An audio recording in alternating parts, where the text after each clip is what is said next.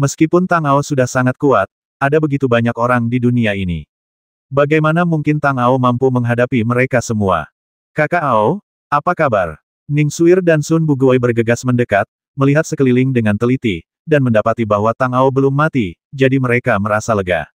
Aku baik-baik saja, terima kasih kepada beberapa teman yang datang tepat waktu dan menangkap para pembasmi ini, kata Tang Ao, sambil memperkenalkan Seng Yuting dan saudara-saudara Zan kepada semua orang. Wanita suci dari Pulau Peri Laut Tak Berujung, Nona Seng Yuting. Tuan muda keluarga Zan di Laut Tak Berujung, dan dua bersaudara Zan Shaojun dan Zan Shaofeng. Xiao Xiangzi dan Xie Fei yang terkejut ketika mendengar ini. Mereka lebih tahu daripada Tang Ao dan yang lainnya betapa kuatnya Laut Tak Berujung, terutama Pulau Xianling dan keluarga Zan. Yang satu memiliki seorang penguasa alam dewa yang bertanggung jawab, dan yang lainnya memiliki warisan seorang penguasa alam dewa. Keduanya adalah makhluk yang unggul. Nama saya Xiao Xiangzi, pemimpin Sekte Tianjian, dan sekarang pemimpin Asosiasi Jianghu. Xiao Xiangzi memperkenalkan dirinya. Meskipun ia memiliki status tertinggi, ia mungkin tidak sehebat ketiga orang ini. Salam kepada Dewa Abadi Xiao Xiang. Seng Yuting dan dua orang lainnya membungkuk sedikit dan menjalankan etiket sebagai murid. Dari segi martabat, Xiao Xiangzi tentu saja tidak semulia mereka, tetapi bagaimanapun juga dia adalah tetua Tang Ao. Selain itu, dengan kekuatan pencegah dari senior yang kembali dengan tubuh kental menggunakan Fulong Ding, mereka tidak berani bersikap lancang. Haha, tidak perlu bersikap sopan begitu. Xiao Xiangzi menghela napas lega ketika melihat mereka bertiga tidak sesombong yang dibayangkannya. Dia benar-benar khawatir kalau ketiga orang ini sombong seperti yang tersebar, dan itu bukanlah hal yang baik bagi Asosiasi Jianghu. Meskipun Asosiasi Jianghu sudah memiliki orang-orang kuat di alam suci, Xiao Xiangzi tidak bersedia menambah musuh potensial ke Asosiasi Jianghu karena masalah sekecil itu. Sayangnya, dia tidak tahu bahwa Asosiasi Jianghu telah menciptakan musuh bebuyutan di Laut Tak Berujung yang sebanding dengan Pulau Peri. Dan pemimpin generasi muda kesayangannya, Tang Ao, sudah berencana untuk mengalahkan musuh yang kuat ini.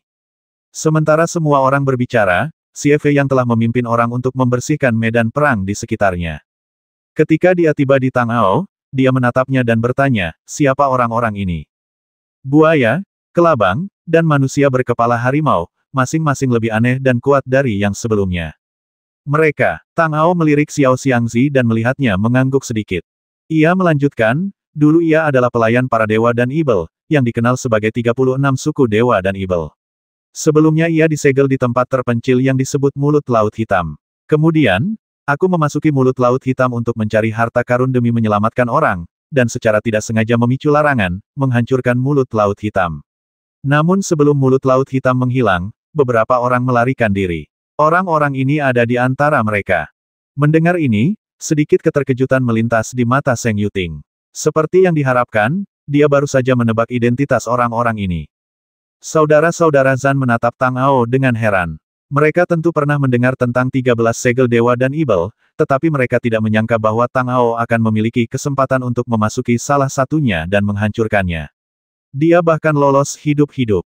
Luar biasa, tidak heran jika Tang Ao memiliki begitu banyak harta karun dari para dewa dan ibel.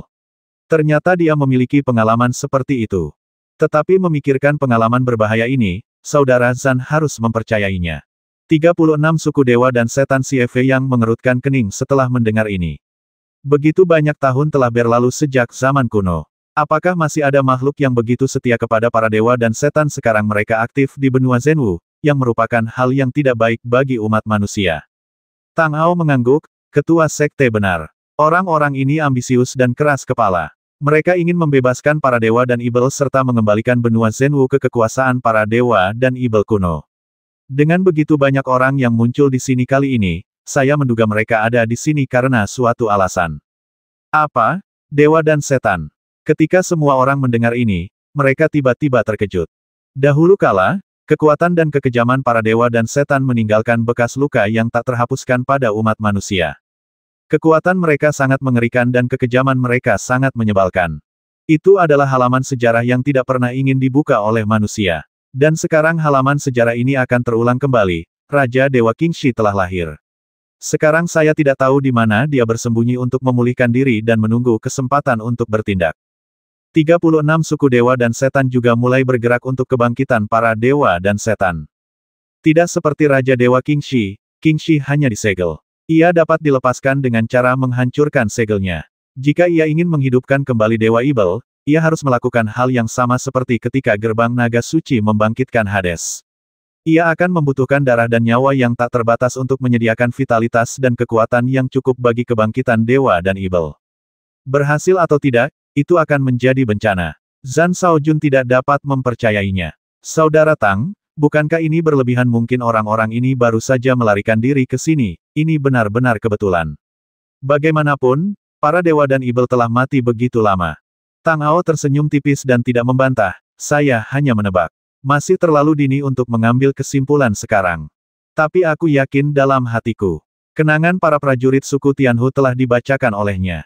Namun, sungguh mengecewakan bahwa orang ini tidak tahu banyak. Misinya kali ini adalah mengambil harta karun bersama para prajurit suku Diong, yaitu harta karun tak dikenal yang diperoleh si jangkrik dari pria besar bernama Diao. Masalahnya terselesaikan, tetapi ketika semua orang mengetahui tujuan Tang Ao, mereka semua memilih pergi bersama-sama, ingin melihat misteri macam apa di balik ditemukannya harta karun kuno ini. Di kota Jianghuhui, berita pembasmian Tang Ao dengan cepat menyebar ke seluruh kota. Di ruangan gelap di suatu tempat di kota, sekelompok sampah. Seorang lelaki bermata merah meraung marah, pupil matanya yang merah seperti bola cahaya selebar 2 meter, bersinar terang dalam kegelapan, menampakkan ekspresi yang ganas. Siapa yang menyuruhmu menyentuhnya? Apakah aku masih menjadi bosmu di matamu? Para prajurit suku Diong berlutut di tanah, gemetar, bos, saya mencoba membujuk harimau, tapi... Cukup, prajurit bermata darah itu mendengus dingin, jika kau bisa membujuk Tiger, posisi bos pasti sudah menjadi milikmu sejak lama. Para prajurit suku Tianhu memiliki beberapa saudara ipar dengan suku Suilong, dan mereka bertindak sangat arogan. Tidak ada yang bisa mengendalikannya kecuali dia, sang bos. Kalau tidak, dengan statusnya sebagai suku Tianhu yang kecil, bagaimana mungkin dia bisa memerintah para prajurit suku lain?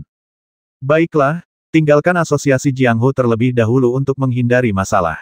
Setelah hening sejenak, prajurit bermata darah berkata, laporkan situasi di sini kepada Yang Mulia dan minta dia untuk mengirim seorang guru dari suku jahat untuk membantuku. Ya, para prajurit suku Diong mundur dengan hormat.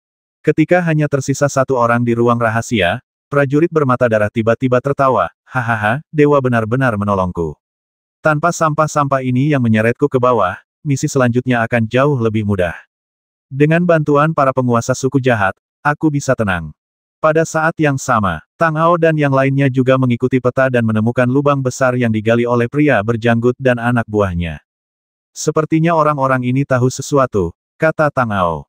Dalam radius 3 mil, terdapat lubang di mana-mana, yang padat seperti lubang yang digali tikus. Jelas bahwa mereka telah memisahkan cukup lama dan itu jelas bukan penggalian acak, tetapi pencarian yang direncanakan sebelumnya. Tetapi apa yang mereka gali? Tanya Seng Yuting. Semua orang melihat ke samping ke arah Tang Ao. Sebenarnya, aku juga tidak tahu. Tang Ao menggelengkan kepalanya, sedikit malu, aku hanya tahu bahwa orang-orang dari 36 divisi Dewa dan Ibel sangat peduli dengan hal ini, dan mereka bertekad untuk mendapatkannya. Aneh sekali, Sun Buguai bingung. Dari kualitas tanahnya, tampaknya orang-orang ini baru saja memisahkan benda ini, tetapi menurut apa yang Anda katakan, mereka telah menjadi sasaran 36 divisi. Mengapa mereka bertindak begitu cepat? Tidak mungkin, ini pasti sudah direncanakan sebelumnya. Kata Ning Suir, kecuali mereka bisa meramal masa depan. Karena sudah direncanakan sebelumnya, itu artinya mereka tahu ada harta karun di sini, jadi mengapa mereka tidak memisahkan inya sendiri? Seng Yuting bertanya, apakah ada sesuatu yang mereka takutkan di sini atau apakah mereka terlambat dan harus bergantung pada orang lain untuk mendapatkan benda ini? Zhang Shaojun berkata mungkin juga dia sedang merencanakan sesuatu. Lalu siapa target mereka? Si Fei yang tampak muram. Pihak lain telah melakukan begitu banyak hal di bawah hidungnya, tetapi dia tidak mengetahuinya. Ini tidak diragukan lagi merupakan provokasi terhadap kemampuan dan otoritasnya. Semua orang tidak dapat menahan diri untuk tidak memandang Tang Ao lagi. Bukan aku. Kali ini, Tang Ao menggelengkan kepalanya, jika itu aku, mereka tidak perlu mengirim seseorang untuk membasmiku, apalagi mengirim seseorang untuk merebut benda ini dari jangkrik. Semua orang mengangguk, berpikir bahwa ini masuk akal. Xiao Xiangzi menatap Tang Ao dan berkata, jika memungkinkan, kita harus mencari tahu benda apa itu. Mungkin kita bisa menemukan petunjuk. Tang Ao mengangguk, aku akan mencoba. Jangkrik jelas sangat menghargai benda ini, dan bahkan bersedia marah padanya. Emosi seperti ini jarang terlihat pada jangkrik. Setelah mencari di seluruh tempat, mereka masih tidak menemukan petunjuk, jadi mereka harus kembali ke kota bersama-sama.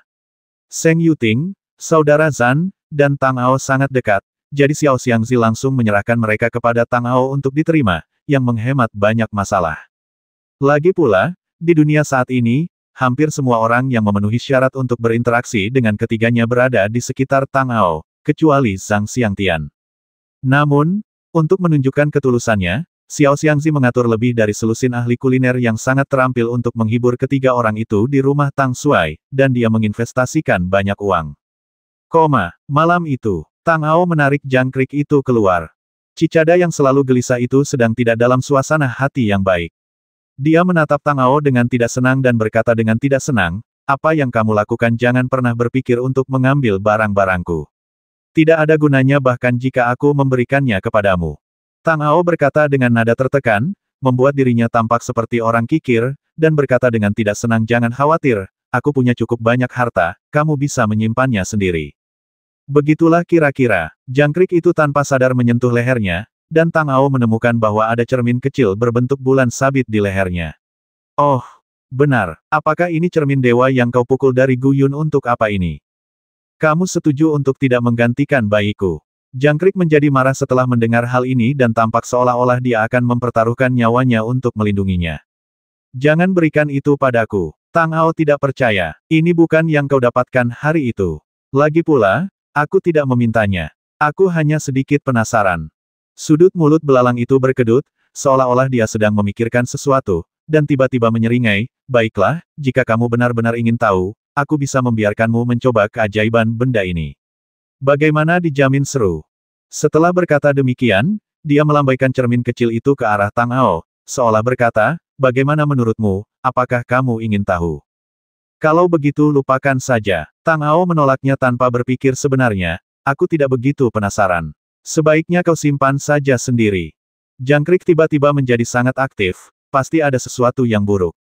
"Apa kau yakin?" Jangkrik itu tersenyum enteng, "Mungkin ini kesempatan langka.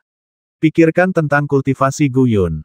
Dia bisa memiliki kekuatan setengah dewa tanpa mengeluarkan suara apapun. Itu adalah ketinggian yang tidak akan pernah bisa dicapai kebanyakan orang seumur hidup mereka." Tang Ao ragu-ragu. Ia ingin meningkatkan kekuatannya. "Bagaimana kalau aku mencobanya?"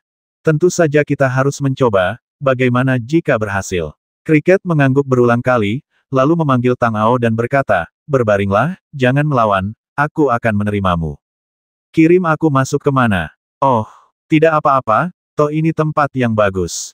Kriket menarik Tang Ao dengan tidak sabar, mendorongnya ke tanah, lalu berbaring di kepala Tang Ao, "Berkonsentrasilah dan tenanglah, aku akan merapal mantra." "Mari kita mulai." Tang Ao menarik napas dalam-dalam, pikirannya tenang seperti air, dan menunggu dengan penuh perhatian. Jangkrik itu tampak sangat gembira. Ia menarik napas dalam-dalam 2 kali, meraih cermin kecil itu dengan kedua cakarnya, dan mengarahkannya ke alis Tang Ao. Cahaya keemasan bersinar di sekelilingnya, seolah-olah ia adalah seekor kucing emas yang sedang menuntun. Namun, perhatian Tang Ao tertuju pada cermin. Pembatasan yang dapat dilihatnya tiba-tiba mulai berputar seperti gelombang air, dan kemudian Tang Ao melihat awan kabut yang terus mengembang dan mengembang. Tiba-tiba, Tang Ao merasakan perasaan tanpa bobot, dan dia merasa seolah-olah sedang membawa gunung. Kekuatan tak terbatas yang bekerja pada tubuhnya hampir menghancurkannya. Segera setelahnya, dengan suara bang, benda itu jatuh ke tanah. Tang Ao terbatuk 2 kali dan seluruh tubuhnya tertutup debu. Jika dia tidak menggunakan ki sejatinya untuk melindungi dalamnya pada saat-saat terakhir, dia pasti sudah setengah mati sekarang. Pada saat ini, Tang Ao tiba-tiba merasa langit telah menjadi gelap. "Ketika saya mendongak, saya langsung terkejut. Siapa kau? Kenapa kau ada di kamarku?" Tang Ao segera menjadi waspada dan tanpa sadar ingin mengeluarkan tombak pembasmi naga pemecah dewa untuk membela diri. Namun, tombak pembasmi naga pemecah dewa yang sudah menyatu dengannya tidak bereaksi sama sekali dan tidak bisa merasakan apapun. Semua makhluk di sekelilingnya memandangnya dan tertawa. "Hahaha, cewek lagi." Makhluk tinggi berkepala naga itu tertawa. "Ada pendatang baru, menarik. Dan dia manusia." Di sisi lain, seekor domba berwajah manusia memandang Tang Ao dengan jijik, seolah-olah melihat Tang Ao adalah hal yang memalukan baginya. Ledakan. Tiba-tiba sebuah kaki muncul di kepala domba dan menghentakkannya dengan keras. Apa yang salah dengan manusia? Apakah kami manusia menyinggungmu? Melihat ke atas dari kaki, ada kaki berbulu tebal, paha, rok rumput. Mata Tang Ao membelalak, dan dia tampak seperti orang biadab yang berdiri di depannya, memamerkan gigi kuningnya yang besar, dan bertanya dengan ramah, saudaraku, dari dunia mana kamu berasal? Namaku Mantian, putra penguasa dunia Dewa Barbar. Tang Ao bingung. Apa yang terjadi? Di mana tempat ini? Aku. Oh, namaku Tang Ao. Halo, saudara Mantian, nama saya Tang Ao, dan saya berasal dari... Ketika Mantian mendengar nama Tang Ao, dia tiba-tiba melotot dan berkata dengan gembira, oh. Jadi kalian adalah saudara dari dunia Sekte Tang. Maafkan saya atas ketidaksopanan saya. Tolong jangan panggil saya kakak. Panggil saja saya Mantian. Saya suka orang memanggil saya dengan nama saya. Kakak Mantian salah paham, aku. Mendengar bahwa Mantian salah paham, Tang Ao buru-buru menjelaskan, tetapi sebelum dia bisa menyelesaikannya, Mantian sangat gembira dan berkata, oh. Kakak, kamu tidak perlu bersikap begitu sopan. Karena kamu bersikeras memanggilku kakak, maka kakak akan bersikap tidak sopan. Setelah berkata demikian, seakan-akan khawatir Tang Ao akan mengingkari janjinya, dia langsung menarik Tang Ao dan mengumumkan kepada semua orang, dengar baik-baik, kalian orang menyebalkan, Tang Ao ini adalah saudaraku Mantian mulai sekarang, dan tidak seorang pun boleh menindasnya. Mendengar hal itu, semua orang tidak membantah. Sebaliknya, mereka memandang Mantian dengan rasa iri dan cemburu, seolah-olah dia telah mendapatkan tawaran yang bagus. Tatapan yang diberikannya pada Tang Ao penuh dengan kekaguman dan ketakutan. Takut? Tang Ao tercengang. Mereka takut padaku? Tidak. Mereka takut pada apa yang disebut dunia Sekte Tang ini. Tapi, aku bukan dari dunia Sekte Tang. Apakah Anda ingin menjelaskan? Pikiran ini terlintas di benak Tang Ao sejenak, lalu ia melupakannya. Lagi pula, ia tidak akan bisa masuk lagi, jadi biarlah ini hanya kesalahpahaman. Tang Ao tidak mengenal tempat ini, jadi dia ingin bertanya tentangnya. Lagi pula, tempat ini tampak sangat tidak biasa. Saudara Mantian, hai, mendengar kata kakak besar, Mantian langsung menjawab dengan bersemangat, seolah-olah dia khawatir tidak ada yang bisa mendengarnya, dan berkata dengan keras, kakak Tang, ada apa dengan memanggilku kakak besar? Tang Ao, apakah begitu populer dipanggil kakak di dunia Sekte Tang? Wah, ini pertama kalinya aku ke sini, dan aku belum tahu banyak tentang tempat ini. Kakak, bisakah kau memperkenalkan tempat ini kepadaku? Mantian mengangguk, tidak masalah. Aku tahu tempat ini dengan baik, kakak. Kemudian, Mantian dengan mendominasi menghancurkan semua orang. Meskipun semua orang marah, mereka semua mundur diam-diam dan memberi jalan. Baru saat itulah Tang Ao melihat tempat itu dengan jelas. Kubah hitam itu dipenuhi cahaya merah, namun cahaya merah itu tidak tetap, melainkan seperti benda bercahaya yang mengambang di laut, bersinar turun dari waktu ke waktu. Setiap kali Tang Ao difoto, seluruh tubuhnya bergetar, seolah-olah dia terlihat, dan dia merasa sangat tidak nyaman. Di sekelilingnya terdapat padang gurun tak berujung, tertutup pasir dan batu yang lapuk, sepi dan tandus. Namun bumi sangat keras, tidak seperti gurun. Aneh. Aneh sekali. Orang-orang di alam dewa mengatakan bahwa dunia luar itu hebat, tetapi itu semua hanya rumor. Tempat ini seperti ini saja, tidak ada kehidupan sama sekali. Mantian berkata, satu-satunya keuntungan adalah tidak ada aturan yang membatasi kita, dan kita dapat mengolah kekuatan asal sesuai keinginan kita. Kekuatan asal usul. Tang Ao mengangguk sedikit, ekspresinya biasa saja, tetapi gelombang ketakutan yang besar muncul di dalam hatinya. Kekuatan asal adalah kekuatan yang paling dekat dengan esensi dunia dan hanya dapat dipadatkan ketika ki sejati dikultivasikan ke tingkat yang sangat tinggi. Dikatakan bahwa jika seseorang memiliki cukup kekuatan hukum dan kekuatan asal, seseorang dapat sepenuhnya mengembangkan dunia baru dengan lambaian tangan. Ini menunjukkan betapa langkanya kekuatan aslinya. Tetapi Mantian berkata bahwa kekuatan aslinya dapat dipadatkan di sini. Sungguh sensasional. Ya, kekuatan aturan alam dewa terlalu kuat. Tanpa kultivasi alam kaisar, mustahil untuk mematahkan belenggu aturan. Hanya dalam kekuatan eksternal inilah ada peluang untuk memadatkan kekuatan asal. Mantian mengangguk dan terus memamerkan 100.000 tahun yang lalu, ada seorang jenius tak tertandingi dari dunia bawah. Disinilah ia memadatkan kekuatan asal dan mengubah fisiknya menjadi tubuh dewa asal. Baru kemudian ia menerobos belenggu dunia dan menerobos alam kaisar dewa, menyelamatkan bencana dunianya dan memperpanjang umur dunianya hingga 100.000 tahun. Kalau tidak, Asal jalan surgawi dunianya pasti sudah berada di atas kubah Tao ini sejak lama. Sambil berbicara, Mantian menunjuk bayangan hitam di langit dan berkata, sungguh menyedihkan. Setelah setiap dunia hancur, sisa-sisa Dao surgawi akan diserap oleh tanah biadab ini dan melayang di langit selamanya.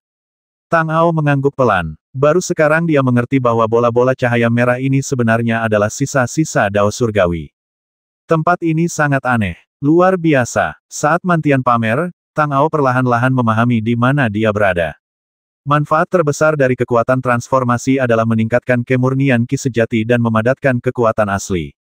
Bila dipraktikkan secara ekstrim, seseorang dapat memadatkan tubuh ilahi asli dan menjangkau ruang angkasa.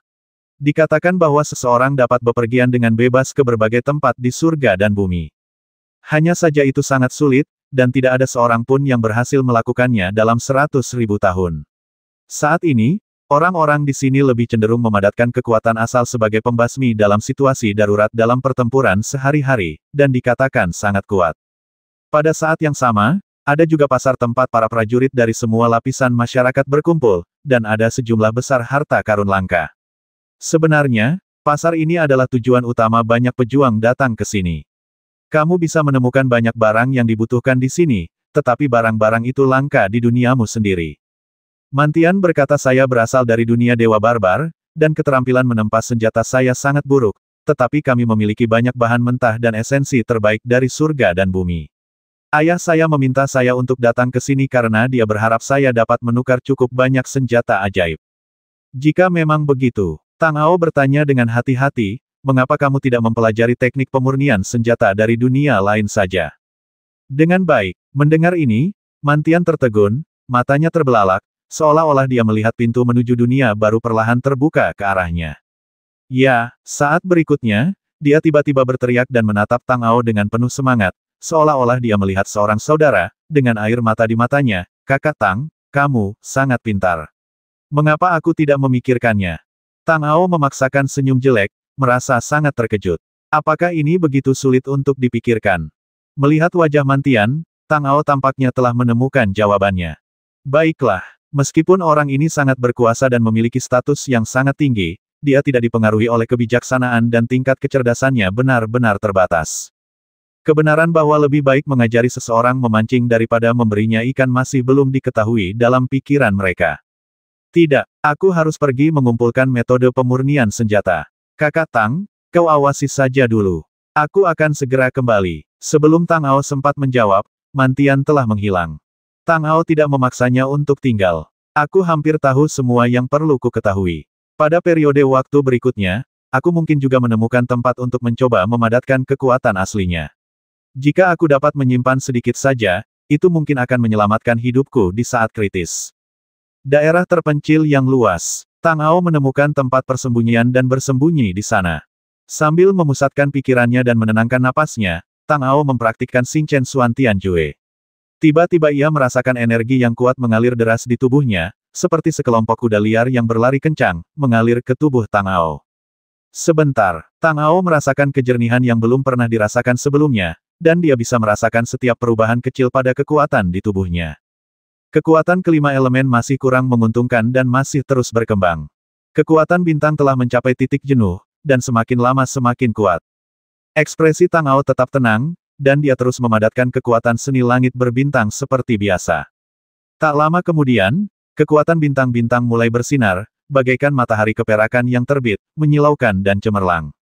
Namun, Tang Ao tidak merasa gembira sama sekali, tetapi malah mengerutkan kening. Dia bisa merasakan bahwa kekuatan asal berada tepat di depannya. Kekuatan bintangnya jelas sangat dekat dengan asal, tetapi tidak peduli seberapa keras dia berusaha, dia tidak dapat memadatkannya. Tang Ao tahu bahwa tidak mudah untuk memadatkan kekuatan asli. Meskipun ada keuntungan alami dalam memadatkan kekuatan asli di negeri asing, sebagai salah satu dari dua kekuatan terkuat di dunia, itu bukanlah tugas yang mudah bahkan dengan berkah lingkungan negeri asing. Meskipun ia pernah gagal, Tang Ao sama sekali tidak patah semangat. Ia memikirkan betapa banyak kesulitan dan rintangan yang telah ia hadapi selama ini. Jika ia patah semangat hanya karena ia pernah gagal, maka seni bela dirinya akan terlalu rapuh. Namun, Tang Ao tidak terus memadatkannya. Bukannya dia menyerah, tetapi Tang Ao tahu bahwa untuk memadatkan kekuatan aslinya, dia membutuhkan sesuatu yang lain. Ada 3.000 cara hebat, semuanya mengarah ke tujuan yang sama. Pada akhirnya, semua jenis kekuatan tidak lebih dari kekuatan hukum dan kekuatan asal, tetapi jalan menuju tujuan ini berbeda. Tang Ao berlatih Xing Chen Xuan Tian Jue. Kekuatan terkuat di tubuhnya secara alami adalah kekuatan bintang-bintang.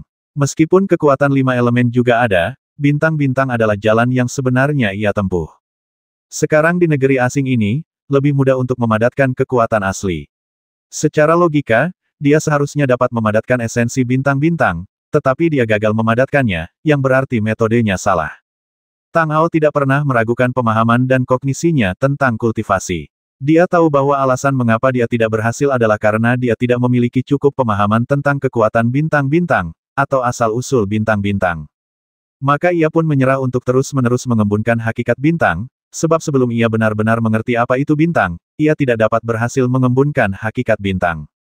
Dia menatap sisa-sisa dao surgawi di atas langit. Di negeri asing ini, tidak ada bintang di langit seperti di alam dewa, jadi Tang Ao hanya bisa mengamati sisa-sisa dao surgawi ini sebagai bintang. Apa itu bintang? Tang Ao tampaknya tidak pernah benar-benar memikirkan pertanyaan ini. Meskipun ia berlatih Xing Chen Xuan Tian Jue, untuk waktu yang lama, perhatian Tang Ao terfokus pada memadatkan kekuatannya, membawa wilayah kekuasaannya ke tingkat yang lebih tinggi, dan mengerahkan kekuatan tempur yang lebih kuat.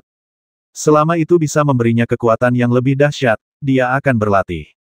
Meskipun dia sekarang sangat kuat dalam ranah dan kekuatan tempur, dan pemahamannya tentang dunia telah mencapai tingkat tertentu, dia tidak pernah secara serius melihat atau mempelajari bintang-bintang fundamental yang dia praktikkan. Tidak ada apapun di tempat liar ini, tetapi tempat ini memberi Tang Ao kesempatan untuk menenangkan diri dan mengamati bintang-bintang unik di atas kepalanya yang tersusun dari sisa-sisa dao surgawi. Dari sudut pandang Tang Ao, ada kesedihan yang tak terkendali di antara bintang-bintang di langit. Itu adalah kesedihan karena dunia akan segera berakhir dan akhirnya hancur. Kehancuran dunia, berapa banyak nyawa, berapa banyak makhluk yang kuat, berapa banyak kisah yang menyedihkan. Tang Ao tidak tahu, dia hanya bisa merasakan kesedihan di dalamnya. Seluruh langit berbintang dari sisa-sisa dao surgawi, dipenuhi dengan kesedihan yang paling dalam. Ketika Tang Ao melihat mereka, dia secara alami terpengaruh olehnya.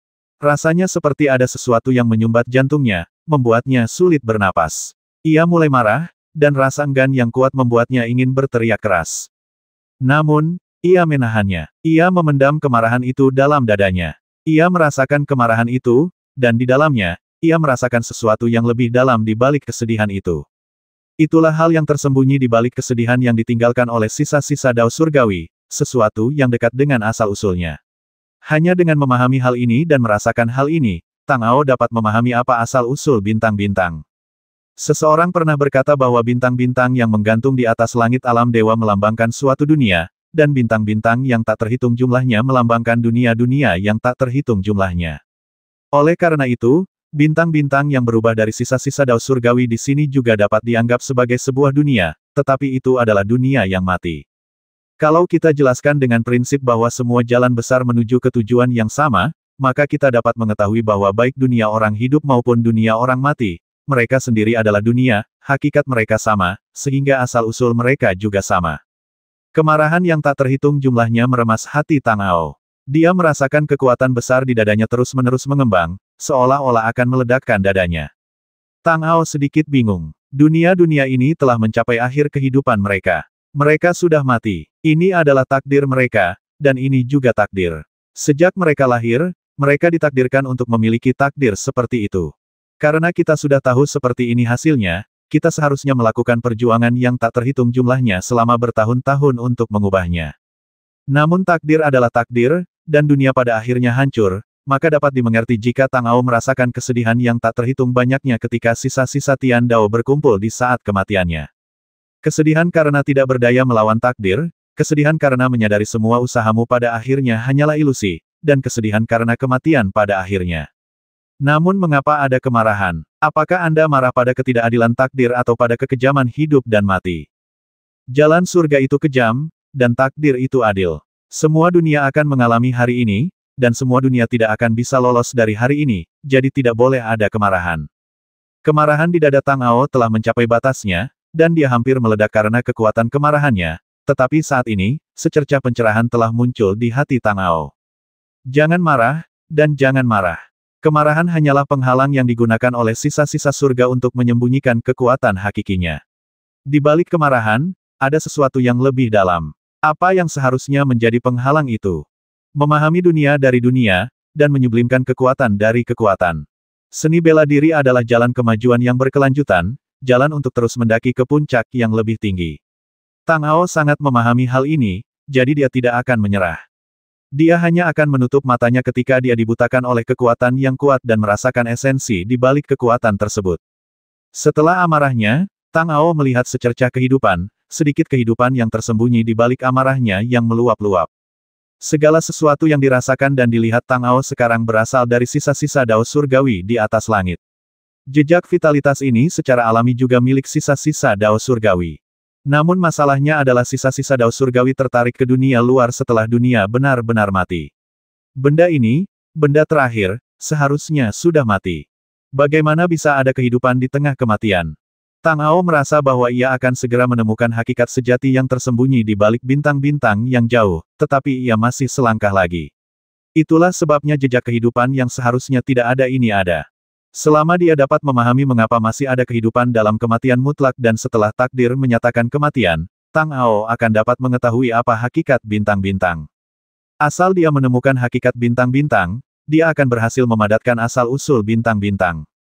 Vitalitas melambangkan kehidupan dan asal-usul. Kematian melambangkan kehancuran dan akhir. Setelah akhir, ada asal baru, dan dalam kematian, ada kehidupan baru. Ini tampaknya sama dengan transformasi yin dan yang, tetapi Tang Ao tahu bahwa esensi bintang-bintang jelas bukan rotasi yin dan yang. Faktanya, sebagian besar hal di dunia tidak dapat lepas dari siklus yin dan yang merupakan salah satu hukum dasar dunia. Jadi, apa yang dilambangkan oleh vitalitas? Gambaran yang tak terhitung jumlahnya muncul dalam benak Tang Ao, dan dia mengingat kembali semua cara di mana dia melihat kehidupan dilahirkan. Ia tidak tahu berapa lama waktu telah berlalu, ia juga tidak tahu berapa banyak gambaran yang terlintas dalam benaknya, hingga setiap saat, cahaya keemasan melintas dalam benaknya. Ketika cahaya keemasan itu menyala, pencerahan tiba-tiba muncul dalam hati Tang Ao.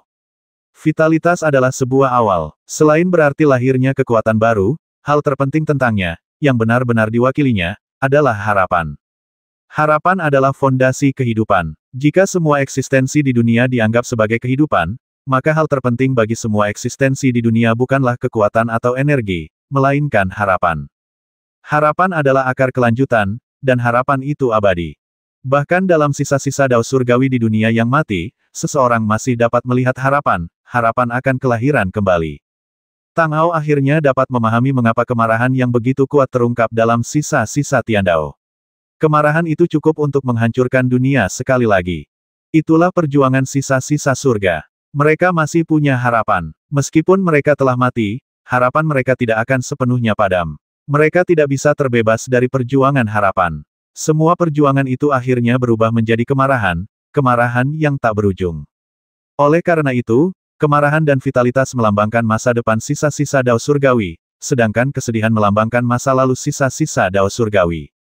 Tang Ao hendaknya menatap masa depan, berpijak pada harapan, dan melangkah menuju masa depan cemerlang tanpa batas, daripada berdiam di tempatnya, mengenang kesedihan masa lalu, atau bahkan berjalan mundur.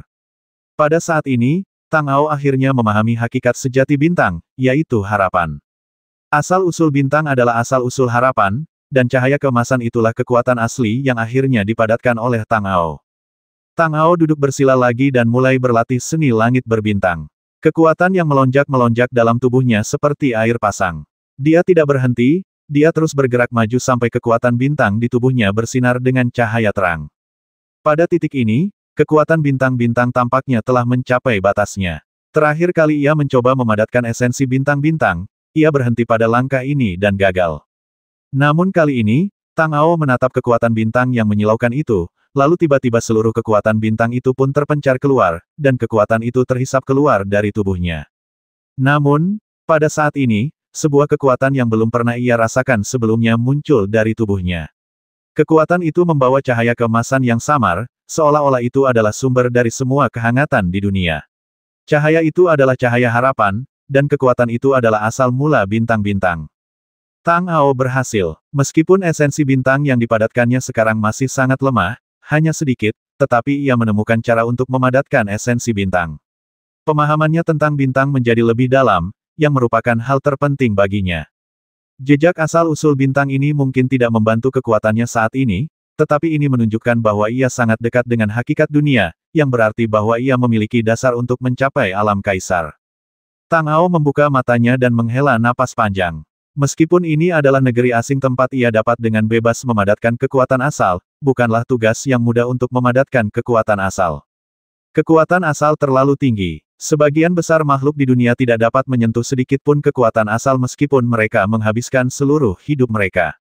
Kekuatan seperti itu, meskipun hanya sedikit dipadatkan, membutuhkan usaha yang sangat besar. Terutama asal-usul bintang yang dipadatkan oleh Tang Ao, yang mengharuskannya mengerahkan keberanian yang luar biasa. Proses pemadatannya juga mengharuskannya mengerahkan energi yang luar biasa. Pertama-tama ia harus menyebarkan semua kekuatannya dan membiarkan dirinya jatuh ke kondisi terendah, dan kemudian ia dapat menghasilkan kekuatan harapan dari keputusasaan. Selama proses ini, jika terjadi kesalahan sekecil apapun, ia pasti akan terjerumus ke dalam situasi yang tidak dapat diperbaiki lagi, tanpa kemungkinan untuk pulih. Jika harapan itu abadi bagi semua makhluk di dunia, maka satu-satunya hal yang tidak bisa abadi adalah harapan itu sendiri. Jadi jika harapan Tang Ao musnah, maka ia akan benar-benar kehilangan harapan. Jadi Tang Ao harus berhenti. Dia butuh lebih banyak waktu untuk memulihkan energinya dan mengembalikan kepercayaan dirinya. Pada saat yang sama, dia juga perlu memelihara jejak kekuatan asal bintang yang baru saja dia padatkan. Tang Ao awalnya mengira bahwa setelah berhasil memadatkan kekuatan aslinya akan mampu memberinya kekuatan yang luar biasa.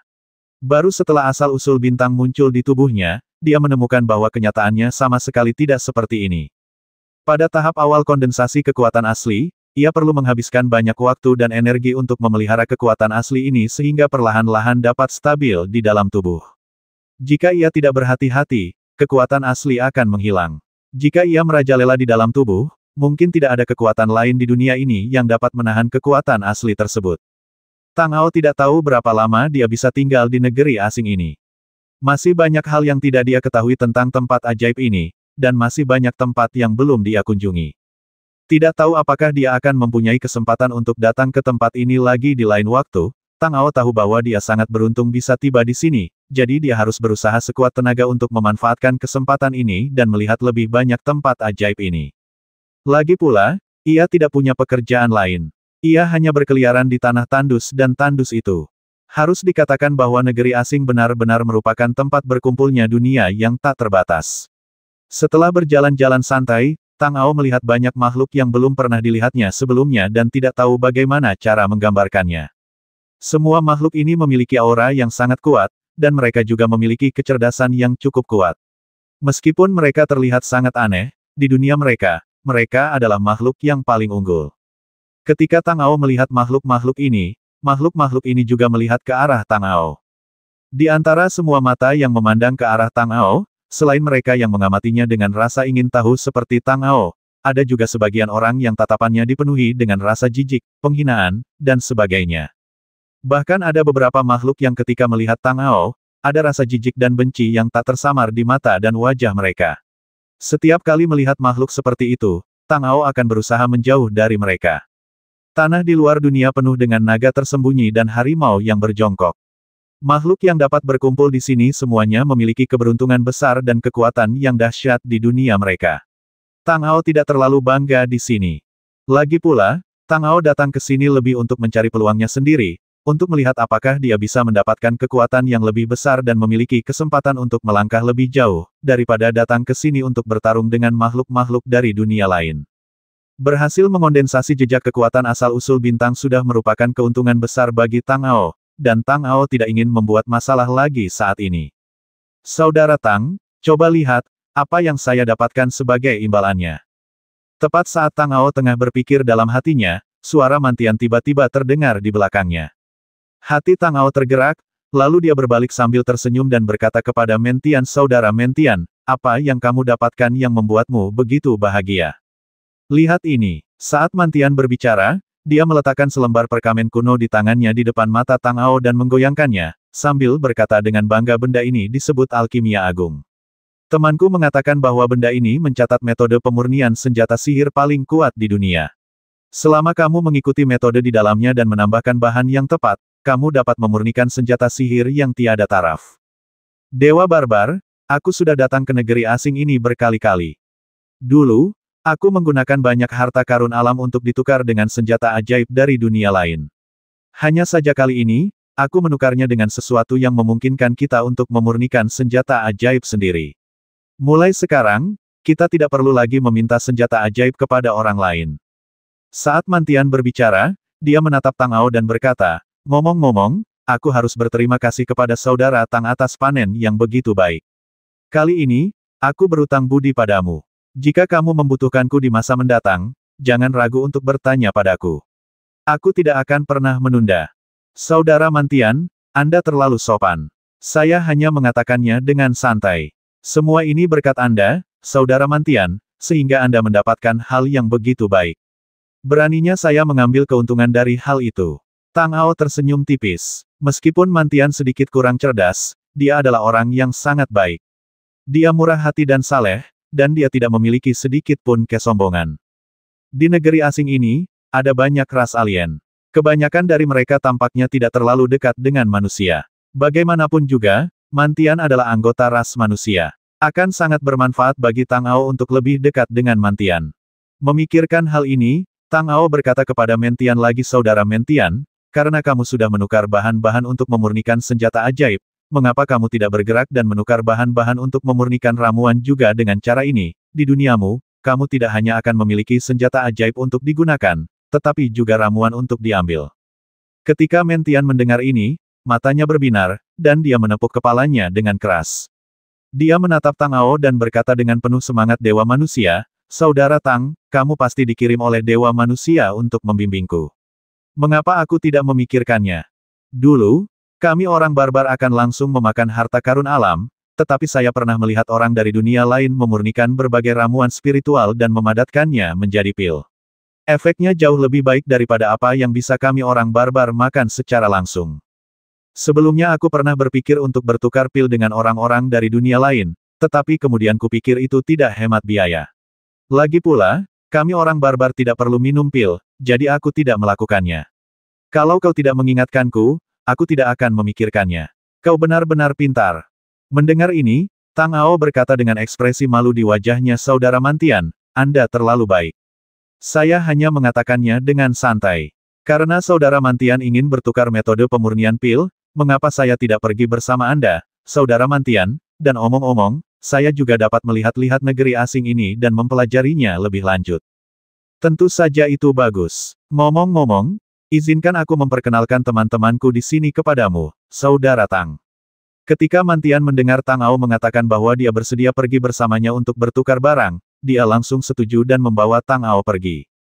Tak lama setelah berjalan, Mantian berteriak kepada seorang laki-laki dengan kepala banteng dan tubuh manusia di kejauhan, Banteng tua, lihat, ini yang kuceritakan padamu, saudara Tang, ini Banteng tua, dialah yang memberiku salinan kitab alkimia agung ini.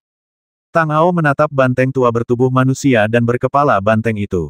Meski ekspresinya agak suram, matanya tidak menunjukkan rasa jijik dan hina terhadap manusia seperti yang dimiliki ras alien lain terhadap manusia. Sebaliknya, matanya sangat murni, tidak ada rasa suka maupun benci. Terlebih lagi, aura yang dipancarkan oleh Lao Niu sangat kuat, bahkan sedikit lebih tinggi dari Mantian. Mampu mencapai level ini sudah cukup untuk mendapatkan rasa hormat dari Tang Ao. Maka Tang Ao pun berkata kepada Lao Niu sambil tersenyum, halo, saudara Niu, saya Tang Ao Tian. 2 kali hembusan udara keluar dari hidung Lao Niu, lalu dia berkata dengan suara teredam, halo, namaku Lao Niu. Lao Niu tampak agak lamban saat berbicara, seolah-olah dia tidak pandai berkomunikasi dengan orang lain, tetapi ekspresinya tulus tanpa ada noda. Dibandingkan dengan Lao Niu, Mantian jauh lebih aktif. Melihat Tang Ao telah menyapa Lao Niu, Mantian dengan gembira berkata kepada Lao Niu, jika kamu ingin bertukar sesuatu, biarkan kakak Tang memberimu beberapa saran. Aku akan memberitahumu bahwa kakak Tang dikirim oleh Dewa Barbar untuk membimbingku. Dia sangat cerdas dan pasti akan dapat membantumu. Oh, Lao Niu masih mengembuskan napas 2 kali saat mendengar ini, lalu menatap Tang Ao dan berkata dengan suara datar yang sama, aku ingin berubah, aku ingin berubah, ya, aku sudah berubah. Tang Ao mendengarkan dengan saksama apa yang dikatakan Lao Niu tentang apa yang ingin diubahnya, tetapi setelah menunggu lama, Lao Niu benar-benar mengatakan bahwa dia telah mengubahnya. Tang Ao mengangguk sambil tersenyum tipis dan berkata, baguslah kakak Niu telah mengubahnya. Baiklah, Lao Niu, karena kamu sudah berubah, aku akan membawa kakak Tang pergi. Lain kali, ingatlah untuk tidak berubah dulu dan tunggu kakak Tang memberimu nasihat, agar kamu tidak bertindak bodoh dan selalu ditipu oleh orang lain. Setelah mendengarkan apa yang dikatakan Lao Niu, Mantian berkata kepada Lao Niu. Baiklah, Lao Niu mengangguk dengan sungguh-sungguh. Ketika Tang Ao mendengar kata-kata Mantian, dia tidak tahu harus merasa apa. Orang seperti Mantian, yang tidak terlalu pintar, sebenarnya berani menyebut orang lain bodoh. Intinya adalah ada seseorang yang bahkan lebih bodoh darinya, dan itu adalah Lao Niu. Saudara Tang, ayo kita pergi dan temukan orang dari dunia dan di sana. Mereka memiliki ramuan terbaik dan terbanyak. Ayo kita pergi dan berdagang dengan mereka. Mantian berkata sambil menuntun Tang Ao ke seberang. Saat dia pergi, dia berbalik dan menyapa Lao Niu, kita pergi sekarang. Sampai jumpa lain waktu. Tang Ao juga mengikuti Mantian dan berkata kepada Lao Niu, sampai jumpa lagi, saudara Niu, dan mengikuti Mantian. Kali ini perjalanannya memakan waktu sedikit lebih lama. Setelah berjalan cukup jauh, Tang Ao melihat sekelompok besar orang kuat dari berbagai dunia di depannya. Di tengah-tengah kelompok makhluk ini, aura obat yang kuat muncul darinya. Bahkan dengan penglihatan Tang Ao, melihat aura obat seperti itu, dia merasa sedikit tergerak di dalam hatinya. Dunia alkimia memang pantas dengan reputasinya. Keberadaan dunia ini dan ramuan yang dimurnikan di dalamnya benar-benar tak tertandingi dengan yang ada di dunia lain. Mantian menggendong Tang Ao dan menerobos kerumunan sambil berteriak, beri jalan, aku Mantian, biarkan aku masuk. Setelah akhirnya mengikuti Mantian ke tengah, Tang Ao melihat dua orang dari alam dan di tengah membawa aura aneh. Dia sedikit mengernyit dan melihat lebih dekat sebelum menyadari bahwa kedua orang itu membawa aura yang sama yang dia rasakan dari sisa-sisa Tiandao. Kesedihan yang mendalam, kesedihan yang tak terlupakan. Melihat kesedihan seperti itu, hati Tang Ao sedikit tergerak. Apakah dunia alkimia akan segera berakhir? Mantian sudah berdesakan di depan dua orang dari alam dan berkata dengan riang, hai, namaku Mantian, aku ingin bertukar beberapa hal dengan kalian dari alam dan aku punya banyak harta karun alam di sini, apakah kalian ingin bertukar? Kedua orang dari alam dan memandang Mantian setelah mendengar ini, dan salah satu dari mereka bertanya, apa yang ingin kamu tukarkan? Mantian berkata langsung saya akan menggunakan harta alam untuk menukar formula alkimia Anda, apakah itu oke? Pria dari alam dan menatap Mantian dalam-dalam dan berkata, ubah resepnya kamu dari alam barbar, kan apakah orang-orang barbar di alam barbarmu sudah belajar cara membuat pil sekarang? Mantian berkata seolah-olah itu adalah hal yang wajar tidak, tetapi karena kita memiliki kesepakatan sepihak, kita tentu akan dapat melakukannya. Berhentilah bicara omong kosong seperti itu. Berikan aku jawaban yang pasti apakah kamu ingin berubah atau tidak. Kamu seperti wanita yang ragu-ragu. Orang dari dunia alkimia berkata dengan tenang, kamu dapat menukar resep dengan ramuan itu. Tidak hanya resepnya, tetapi semua detail pemurnian ramuan itu dapat ditukar untukmu. Namun, kami tidak menginginkan harta karun alamimu.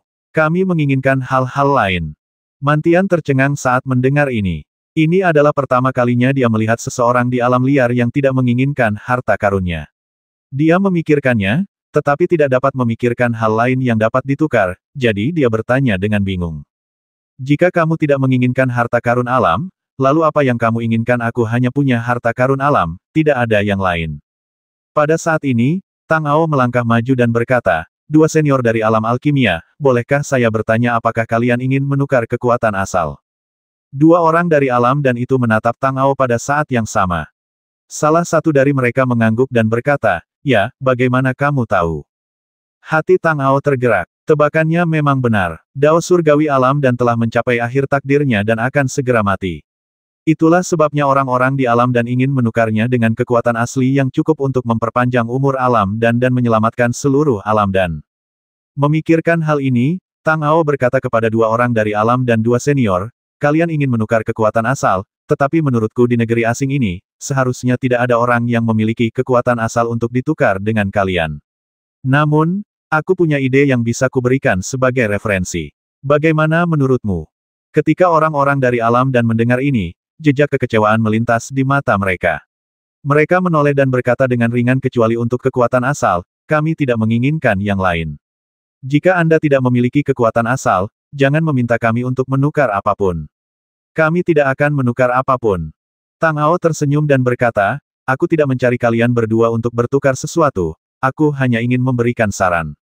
Saran ini mungkin berguna, atau mungkin tidak berguna, tetapi menurutku kalian berdua tidak punya ide yang lebih baik sekarang, mengapa kalian tidak mencoba saranku? Pria Danji yang tadinya menjawab Tang Ao ingin menolak Tang Ao lagi, namun orang di sebelahnya menariknya kembali dan berkata kepada Tang Ao, saya ingin tahu apakah rekan Tao ini punya saran. Tang Ao melirik keberadaan berbagai dunia di sekitarnya, dan berpikir dalam hati bahwa berita tentang kehancuran dunia dan yang akan segera terjadi belum menyebar. Jika dia berbicara gegabah, orang-orang dari semua dunia di sekitarnya akan mengetahuinya, dan itu mungkin akan menyebabkan gangguan yang lebih besar, jadi Tang Ao berkata. Dua orang senior, ini bukan tempat untuk bicara. Mengapa kita tidak pergi ke tempat lain untuk bicara? Kedua orang dari alam dan itu juga sangat pintar. Ketika mereka mendengar kata-kata Tang Ao, mereka langsung mengerti apa yang dimaksudnya. Salah satu dari mereka mengangguk dan berkata kepada Tang Ao, baiklah, aku tahu tempat yang relatif tenang. Saat mereka berbicara, kedua orang dari alam dan berdiri, dan makhluk-makhluk dari dunia lain di sekitar mereka juga bubar. Tang Ao dan Mantian mengikuti kedua orang dari alam dan berjalan maju. Setelah berjalan beberapa saat, dipandu oleh dua orang dari alam dan, keempat orang itu tiba di sebuah gunung tandus. Di bawah gunung, ada sebuah gua berukuran sedang. Keempat orang itu berjalan langsung ke dalam gua. Tidak ada seorang pun di dalam gua. Dua orang dari alam dan itu berhenti dan menoleh ke Tang Ao dan berkata, sekarang, rekan Taois, bisakah kau memberi tahuku apa saranmu? Tang Ao berpikir sejenak dan bertanya, bolehkah aku bertanya kepada kedua senior, apakah alam alkimia saat ini sedang menghadapi krisis besar? Dua orang dari alam alkimia saling memandang, dan salah satu dari mereka berkata, kau benar, tapi bagaimana kau tahu ini alam alkimia jarang berhubungan dengan dunia lain, dan kejadian itu terjadi baru-baru ini. Kurasa kau tidak mendengarnya dari tempat lain, kan? Tang Ao mengangguk dan berkata, apa yang dikatakan kedua senior itu benar. Aku tidak mendengarnya dari tempat lain, tetapi aku melihatnya sendiri. Kedua orang dari alam dan tampak terkejut ketika mendengar ini. Mereka bertanya, kau melihatnya bisakah kau melihat alam dan dari sini, atau dari tempat lain? Tang Ao menggelengkan kepalanya dan berkata, tidak, aku melihatnya dari kedua senior itu. Kedua orang dari alam dan tampak semakin bingung. Salah satu dari mereka bertanya, bisakah kau membedakannya dari kami bagaimana kau melakukannya? Kalian berbicara tentang sudah jelas dan krisis dan seterusnya. Apa yang kalian bicarakan aku tidak mengerti sepatah kata pun yang kalian katakan. Mantian, yang berdiri di samping, akhirnya tidak dapat menahan diri dan bertanya dengan ekspresi bingung di wajahnya.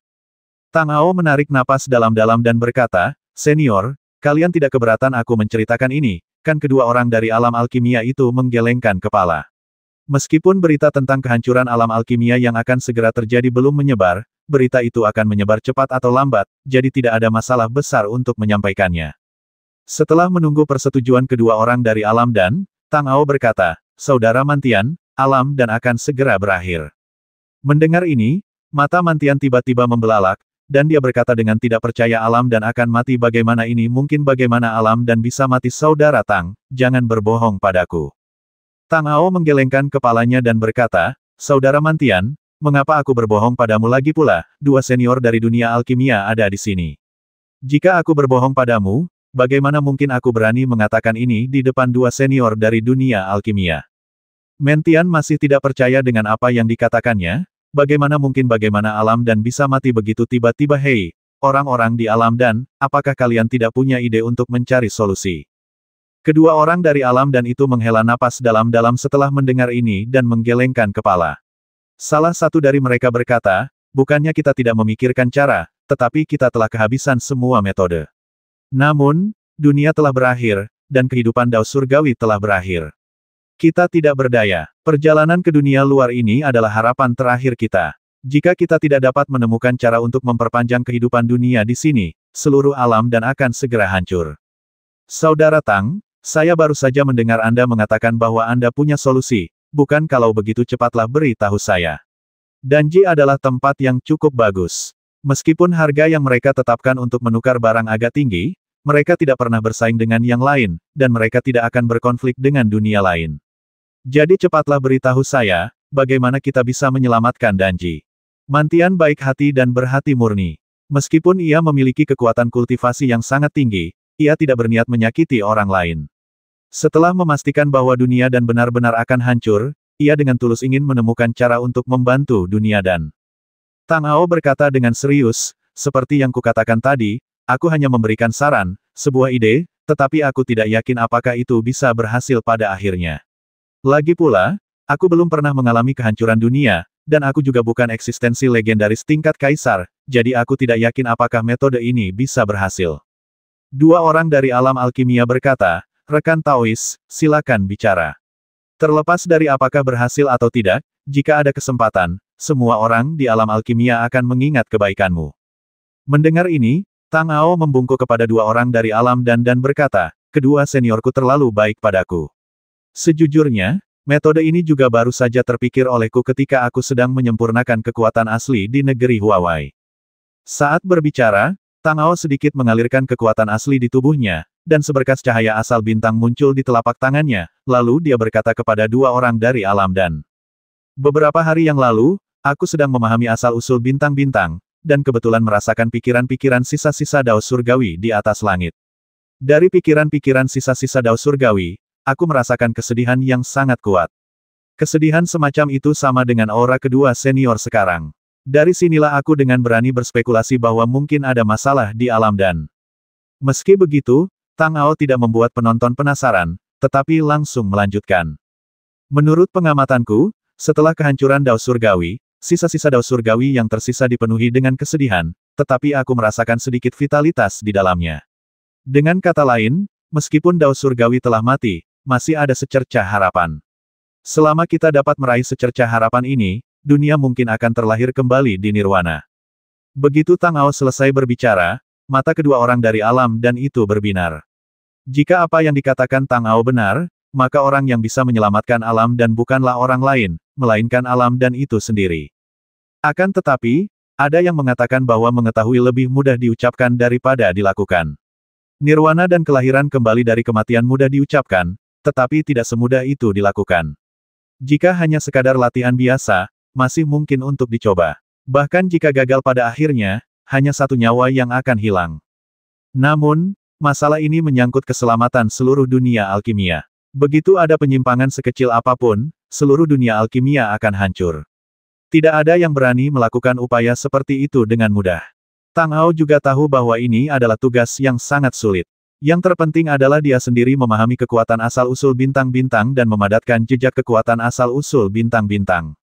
Jadi dia tahu bahwa dalam kehancuran dunia, ada juga harapan dan vitalitas. Orang-orang di alam alkimia belum tentu memiliki kemampuan untuk mengolah kekuatan bintang. Bahkan jika mereka memilikinya, mereka mungkin tidak dapat mencapai tingkat yang sama dengannya dan memahami asal-usul bintang. Memikirkan hal ini, Tang Ao memutuskan dalam hatinya bahwa karena dia telah memberitahu orang-orang di alam alkimia bahwa ada juga keberadaan yang mengandung vitalitas dalam kehancuran dunia dan dapat mencapai nirwana dan kelahiran kembali, maka tidak masalah jika dia memberitahu mereka semuanya. Tang Ao kemudian berkata kepada dua orang dari alam dan, ketika aku memadatkan asal-usul bintang-bintang, aku memahami esensi dari sisa-sisa Dao Surgawi. Aku menemukan bahwa bahkan dalam sisa-sisa Dao Surgawi di dunia yang mati, masih ada vitalitas, dan sumber vitalitas ini adalah kekuatan harapan. Jadi kurasa jika kau ingin terlahir kembali di Nirwana, yang terpenting adalah harapan. Setelah berkata demikian, Tang Ao memikirkan hal lain, jadi dia melanjutkan. Jika kita hanya mengandalkan kekuatan dunia saja, masih ada harapan, tetapi kekuatan harapan saja tidak cukup, dan vitalitas yang diberikannya tidak cukup bagi dunia untuk mencapai nirwana, jadi yang terbaik adalah memadatkan harapan semua makhluk hidup di dunia. Ketika harapan semua makhluk hidup di dunia berkumpul bersama, kekuatan harapan yang terbentuk akan sangat besar.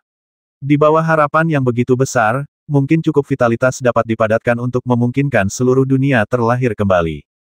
Mendengar Tang Ao mengatakan ini, pikiran yang tak terhitung jumlahnya muncul di benak kedua orang dari alam dan.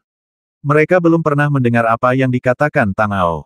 Ada banyak sekali kultivator di setiap dunia, dan metode kultivasinya juga aneh dan beragam, tetapi mereka belum pernah mendengar bahwa harapan juga merupakan cara kultivasi, dan mereka belum pernah mendengar siapapun yang benar-benar telah mengembangkan harapan. Memikirkan hal ini, kedua orang dari alam alkimia itu memandang Tang Ao dan berkata, "Rekan Daois Tang, bukan berarti kami tidak percaya padamu, tetapi masalah ini menyangkut hidup dan mati seluruh alam alkimia. Kami tidak boleh membuat kesalahan sekecil apapun. Maafkan ketidaktahuan saya belum pernah mendengarnya. Saya harap saya bisa mempraktikkannya. Saya ingin tahu apakah rekan Daois Tang dapat menunjukkan sesuatu kepada saya." Tang Ao tersenyum tipis saat mendengar ini dan berkata, "Tentu saja mungkin, tetapi seperti yang kamu katakan, aku harap keberadaan seperti ini sangat ilusi. Aku tidak tahu apakah aku bisa menunjukkannya dengan jelas kepadamu." Orang-orang di alam alkimia berkata, "Tidak apa-apa. Kami sangat berterima kasih karena saudara Tang bersedia menunjukkannya. Bahkan jika kami tidak dapat memahaminya, itu karena kami tidak cukup pintar, dan itu tidak ada hubungannya dengan saudara Tang." Setelah mendengar apa yang dikatakan kedua orang dari alam alkimia, Tang Ao tidak bisa lagi menolak. Awalnya dia berencana untuk beristirahat sejenak dan membiarkan kondisinya pulih sebelum melanjutkan untuk memadatkan asal mula bintang, tetapi sekarang dia harus melakukannya lebih awal. Memikirkan hal ini, Tang Ao duduk bersila dan mulai berlatih Xing Chen Xuan Tian Jue. Kekuatan bintang yang agung terus memadat di tubuhnya, seperti air pasang yang mengalir deras ke langit, hingga kekuatan bintang mencapai puncaknya dan berubah menjadi cahaya bintang yang menyilaukan. Tang Ao kemudian melepaskan semua kekuatan bintang di tubuhnya sekaligus, seperti sebelumnya. Saat kekuatan bintang meninggalkan tubuhnya, Tang Ao merasakan kelemahan yang tak terkendali mengalir ke dalam hatinya, dan dia merasakan tubuhnya mulai jatuh ke dalam jurang yang mengerikan. Pada saat ini, Tang Ao mengerti dalam hatinya bahwa ini karena kemauan mentalnya belum pulih ke kondisi terbaiknya. Melepaskan semua kekuatan bintang yang terkondensasi dalam tubuhnya sekaligus telah memberinya tekanan yang luar biasa, menyebabkan jiwanya tidak dapat menahan tekanan sebesar itu dalam sekejap, dan dengan demikian ia menunjukkan tanda-tanda kehancuran. Pada saat ini, Tang Ao tidak berani memikirkannya lagi. Ia berusaha sekuat tenaga untuk memantapkan jiwa dan raganya, dan pada saat yang sama, merasakan kekuatan harapan yang ada di dalam tubuhnya, hingga Tang Ao melihat seberkas cahaya keemasan di kegelapan yang tak terbatas. Saat dia melihat cahaya keemasan muncul, Tang Ao menggunakan seluruh kekuatannya untuk bergerak menuju cahaya keemasan itu dan akhirnya menyentuh cahaya keemasan itu. Kehangatan menyelimuti seluruh tubuhnya. Pada saat yang sama, sinar energi asal bintang muncul dari cahaya keemasan. Asal bintang yang terkondensasi kali ini sedikit lebih banyak daripada saat pertama kali dia memadatkannya. Meskipun hanya sedikit, Tang Ao juga menyadarinya. Mampu memadatkan lebih banyak asal-usul bintang berarti dia telah membuat langkah maju dalam memadatkan kekuatan asal-usul. Seperti kata pepatah, mereka yang selamat dari bencana besar akan diberkati di masa depan. Kali ini jiwanya hampir runtuh, tetapi hasil kultivasinya juga membuatnya sangat puas. Setelah menghela napas panjang, Tang Ao perlahan membuka matanya. Begitu membuka matanya, Tang Ao melihat Mantian dan dua orang dari alam dan menatapnya dengan tatapan aneh. Ada ketidakpercayaan dan sedikit ketakutan di mata itu, tetapi pada saat yang sama, ada juga sedikit rasa hormat, seolah-olah mereka telah melihat sesuatu yang sangat ajaib. "Saudara Mantian, dua senior, ada apa?" Tang Ao bertanya kepada mereka bertiga dengan sedikit kebingungan. "Saudara Tang, Anda memang layak menjadi orang yang dipilih oleh Dewa Barbar. Sungguh luar biasa. Apa yang baru saja Anda kembangkan itu sungguh dahsyat. Saya belum pernah melihat hal sekuat itu dalam hidup saya." Mantian memiliki ekspresi berlebihan di wajahnya, memandang Tang Ao seolah-olah dia adalah monster. "Rekan Daois Tang, terima kasih atas bimbinganmu. Sekarang kami percaya, selama kami mengikuti bimbinganmu dan mengumpulkan kekuatan harapan di dunia alkimia, kami akan mampu memimpin seluruh dunia alkimia keluar dari kesulitannya dan mencapai nirwana dan kelahiran kembali." Kedua orang dari alam dan juga tampak terkejut, dan salah satu dari mereka dengan bersemangat berbicara kepada Tang Ao dengan harapan yang tak terbatas. "Rekan Daois Tang, saat kami kembali ke alam dan mengumpulkan kekuatan harapan untuk membantu alam dan bertahan dari krisis ini, kami pasti akan menggunakan semua kekuatan alam dan untuk berterima kasih." Tang Ao membungkuk dan berkata dengan rendah hati, "Kalian berdua, senior, terlalu serius. Merupakan berkah bagiku untuk dapat membantu dunia dan karena kalian berdua, senior, telah memutuskan, mengapa tidak berangkat secepatnya dan bergegas kembali ke dunia dan bagaimanapun, menyelamatkan dunia dan adalah prioritas utama sekarang. Apa yang dikatakan oleh rekan Daois Tang masuk akal. Kami akan pergi terlebih dahulu. Sampai jumpa lain waktu. Saya harus berterima kasih banyak kepada rekan Daois Tang dan rekan Daois Men. Orang dari alam dan berkata demikian dan membungkuk kepada mereka berdua. Ketika mereka mengucapkan selamat tinggal, Tang Ao melihat mereka berdua berbalik dan meninggalkan gua. Mantian memperhatikan kedua orang dari alam dan itu pergi dan berkata dengan tulus. Dewa Perang, dengan bantuanmu, Saudara Tang, alam dan pasti akan terselamatkan. Tang Ao juga melihat ke belakang kedua orang dari Danji itu, dan berkata dengan ekspresi penuh harap di wajahnya, saya harap begitu. Oh, ngomong-ngomong, bagaimana mungkin aku bisa melupakan masalah penting itu? Begitu Tang Ao selesai berbicara, Mentian tiba-tiba teringat sesuatu, dan menepuk kepalanya dan berkata, aku lupa meminta mereka untuk menukar formula pil, apa yang harus kulakukan sekarang? Mendengar ini, Tang Ao tersenyum tipis dan berkata, Saudara Mantian, jangan khawatir. Ada begitu banyak master dari berbagai dunia berkumpul di negeri asing ini. Selain orang-orang di dunia alkimia, orang lain juga memiliki resep alkimia. Akan sama jika kita menemukan orang lain untuk bertukar. Ya, mengapa aku tidak terpikir Saudara Tang, kau memang dikirim oleh Lord Barbarian untuk membimbingku. Ayo kita cari seseorang yang punya resepnya. Jika kita terlambat, resepnya akan diambil oleh orang lain. Ketika Mantian mendengar perkataan Tang Ao, raut wajah yang penuh pencerahan tiba-tiba muncul, dia pun menarik Tang Ao dan bergegas keluar. Tang Ao tidak punya pilihan selain diseret keluar dari gua oleh Mantian dengan ekspresi tak berdaya di wajahnya, dan kembali ke tempat berkumpulnya para master dari berbagai dunia. Saat ini, jumlah master yang aktif di sini jauh lebih sedikit daripada saat Tang Ao baru saja tiba. Tampaknya beberapa master dari dunia lain telah pergi dan kembali ke dunia mereka sendiri setelah mereka mendapatkan apa yang mereka inginkan tetapi tidak mampu memadatkan kekuatan asli mereka. Tang Ao tidak tahu bagaimana cara kembali sekarang, tetapi dengan Mantian di sisinya, dia tidak perlu khawatir tentang masalah ini. Dia bisa bertanya langsung kepada Mantian saat waktunya tiba. Ini adalah pertama kalinya dia berada di negeri asing, dan dia juga ingin melihat lebih dekat di sini. Kalaupun tidak ada hal lain yang dapat dilakukan, berdiskusi lebih banyak dengan para guru dari dunia lain, walaupun hanya sekedar ngobrol santai, dapat memperluas wawasan Anda dan mungkin sangat bermanfaat bagi praktik dan pemahaman Anda sendiri. Sebelum dia datang ke negeri asing, dia tidak tahu bagaimana mengolah asal-usul bintang. Di sini, dia tidak hanya memadatkan dua energi asal-usul bintang, menambahkan dua jaminan lagi untuknya, tetapi juga memahami esensi kekuatan bintang.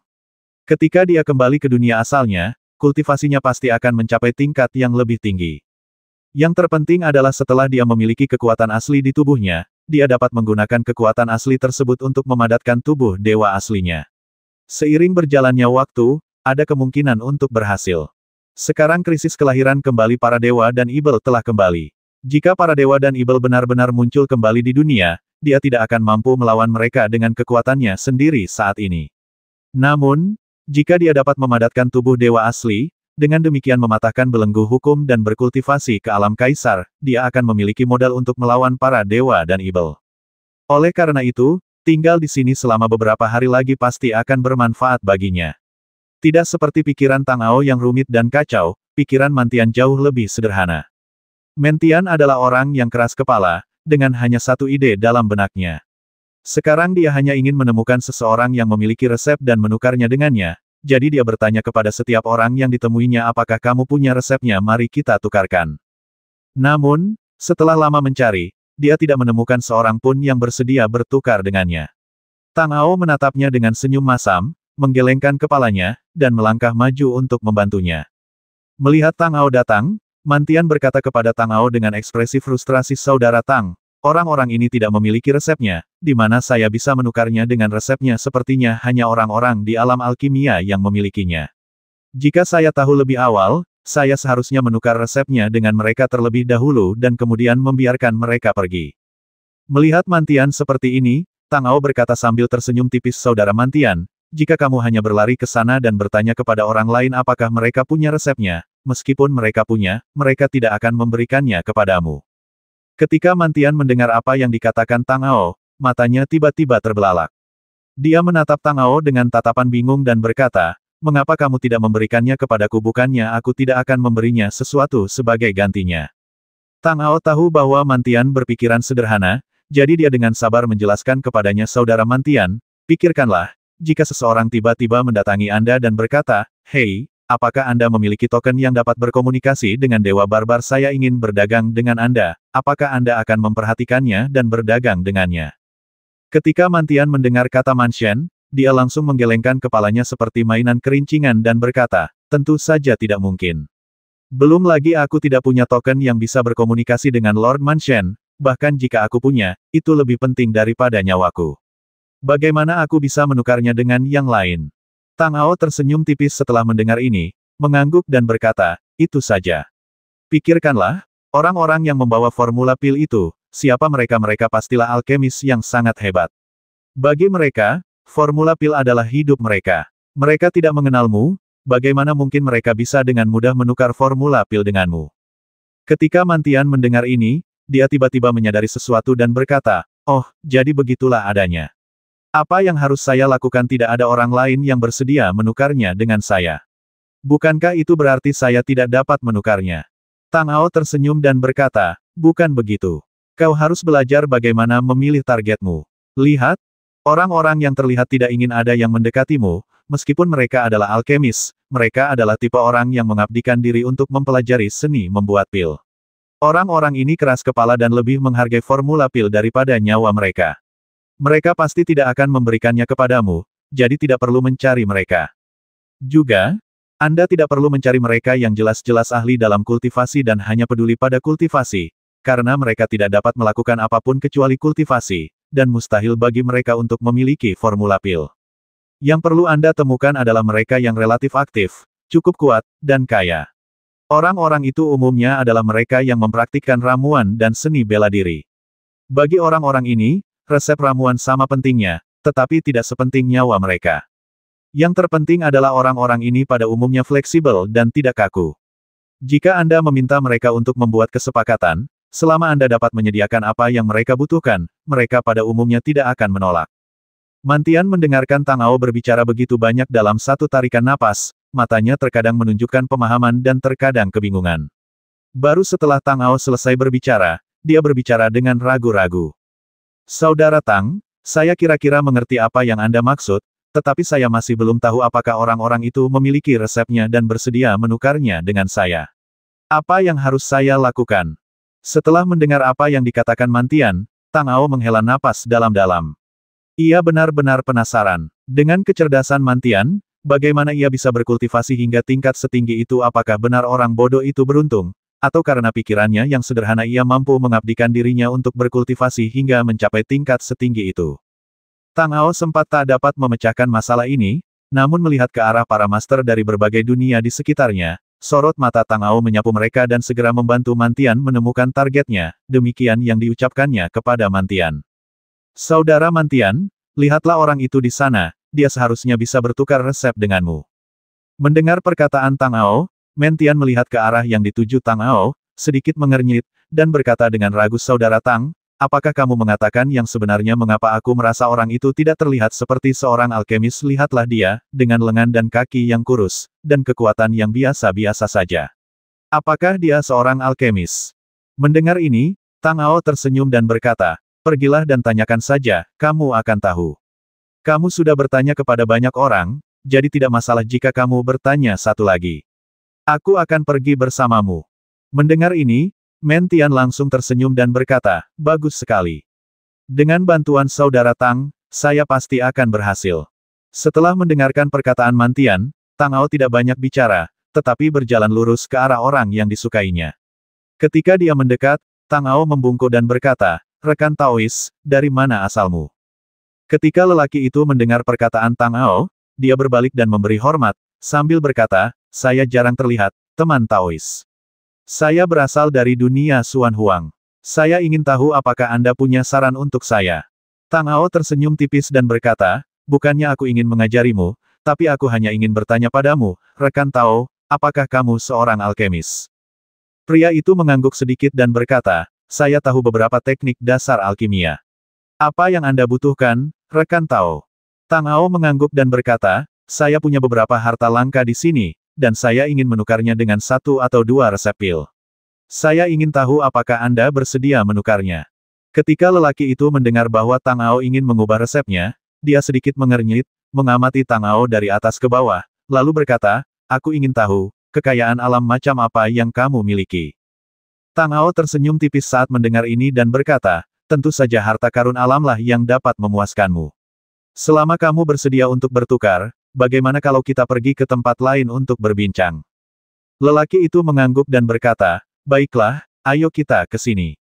Sambil berbicara, Tang Ao dan Mentian mengikuti pria itu ke tempat terpencil. Pria itu menatap Tang Ao dan berkata, Dao You, bisakah kau keluarkan harta karun di tanganmu dan biarkan aku melihatnya terlebih dahulu? Tang Ao tersenyum dan berkata, tentu saja, saudara Mantian, keluarkan barang-barangmu dan tunjukkan pada teman Tao ini. Mantian tidak banyak berpikir, berkata oke, dan mulai mengeluarkan barang-barang. Mantian mengeluarkan setumpuk besar tanaman obat dan harta karun, yang semuanya memancarkan aura yang kaya dan kuat. Meskipun Tang Ao tidak mengenali semua benda ini, dia tahu bahwa ini semua adalah harta karun kelas atas.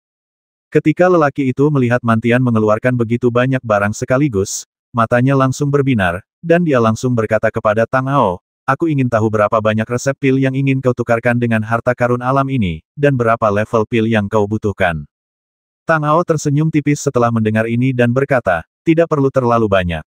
Berikan saja padaku satu salinan resep pil paling dasar hingga menengah. Aku juga butuh pengalamanmu dalam alkimia. Aku ingin tahu apakah kau bersedia memberiku satu. Tidak ada masalah dengan resepnya, tetapi untuk pengalaman dalam memurnikan obatnya, kata lelaki itu ragu-ragu, dan melihat lagi harta karun alam yang dikeluarkan Mantian, dengan ekspresi bersemangat, dan akhirnya berkata dengan hati yang teguh baiklah, tetapi aku ingin setengah dari ramuan ini. Tang Ao kembali menatap Mantian, yang mengangguk dan berkata, tidak masalah. Setelah mendapat persetujuan Mantian, Tang Ao berkata kepada pria itu, karena kita sudah mencapai kesepakatan, tolong tunjukkan kami resep dan pengalamanmu dalam alkimia. Pria itu mengangguk dan berkata, tunggu aku dulu. Aku bisa menuliskan resepnya dengan mudah, tetapi untuk pengalaman alkimia, lupakan saja. Lebih baik aku membagi pecahan jiwa dan memberikannya langsung kepadamu. Resep dan pengalamannya ada di dalamnya. Kamu juga bisa memverifikasinya dan kemudian memberikan ramuannya kepadaku. Mendengar ini, Tang Ao mengangguk dan tersenyum itu akan bagus sekali. Pria itu kemudian duduk bersila. Tang Ao sedang memperhatikan dari samping. Tiba-tiba, cahaya putih muncul di sekelilingnya. Kemudian Tang Ao merasakan fluktuasi mental yang kuat datang dari tubuhnya. Fluktuasi mental ini berlangsung beberapa saat, dan kemudian Tang Ao melihat ekspresi yang sangat menyakitkan di wajahnya, dan kulitnya berangsur-angsur mulai pucat. Setelah beberapa saat, lelaki itu akhirnya membuka matanya, dan ekspresinya menjadi sedikit lesu. Ia berkata dengan lemah, masih terlalu menyakitkan untuk membelah jiwa, tetapi untungnya aku telah memenuhi misiku. Aku telah menyiapkan apa yang kau inginkan. Saat berbicara, pria itu mengulurkan tangannya, dan Tang Ao melihat cahaya gelap di telapak tangannya. Gelombang fluktuasi spiritual keluar darinya, memastikan bahwa itu tidak diragukan lagi adalah pecahan jiwa. Sebenarnya, Tang Ao juga sangat terkejut. Ini adalah pertama kalinya dia melihat seseorang yang dapat membelah jiwanya dan memilih apa yang akan ditampung dalam jiwa yang terbelah itu. Hal semacam ini tidak pernah terdengar dan tidak terlihat di dunia Tang Ao, tetapi melihat ekspresi pria itu, Anda dapat mengetahui bahwa membagi jiwa secara paksa bukanlah hal yang mudah. Bagaimanapun, jiwa adalah bagian terpenting dari tubuh manusia. Bahkan jika hanya sedikit yang dipisahkan, itu akan berdampak besar padanya.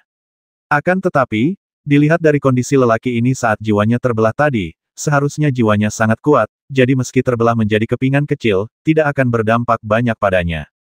Kalau tidak, dia tidak akan setuju untuk memberikan pengalaman alkimianya dengan cara ini.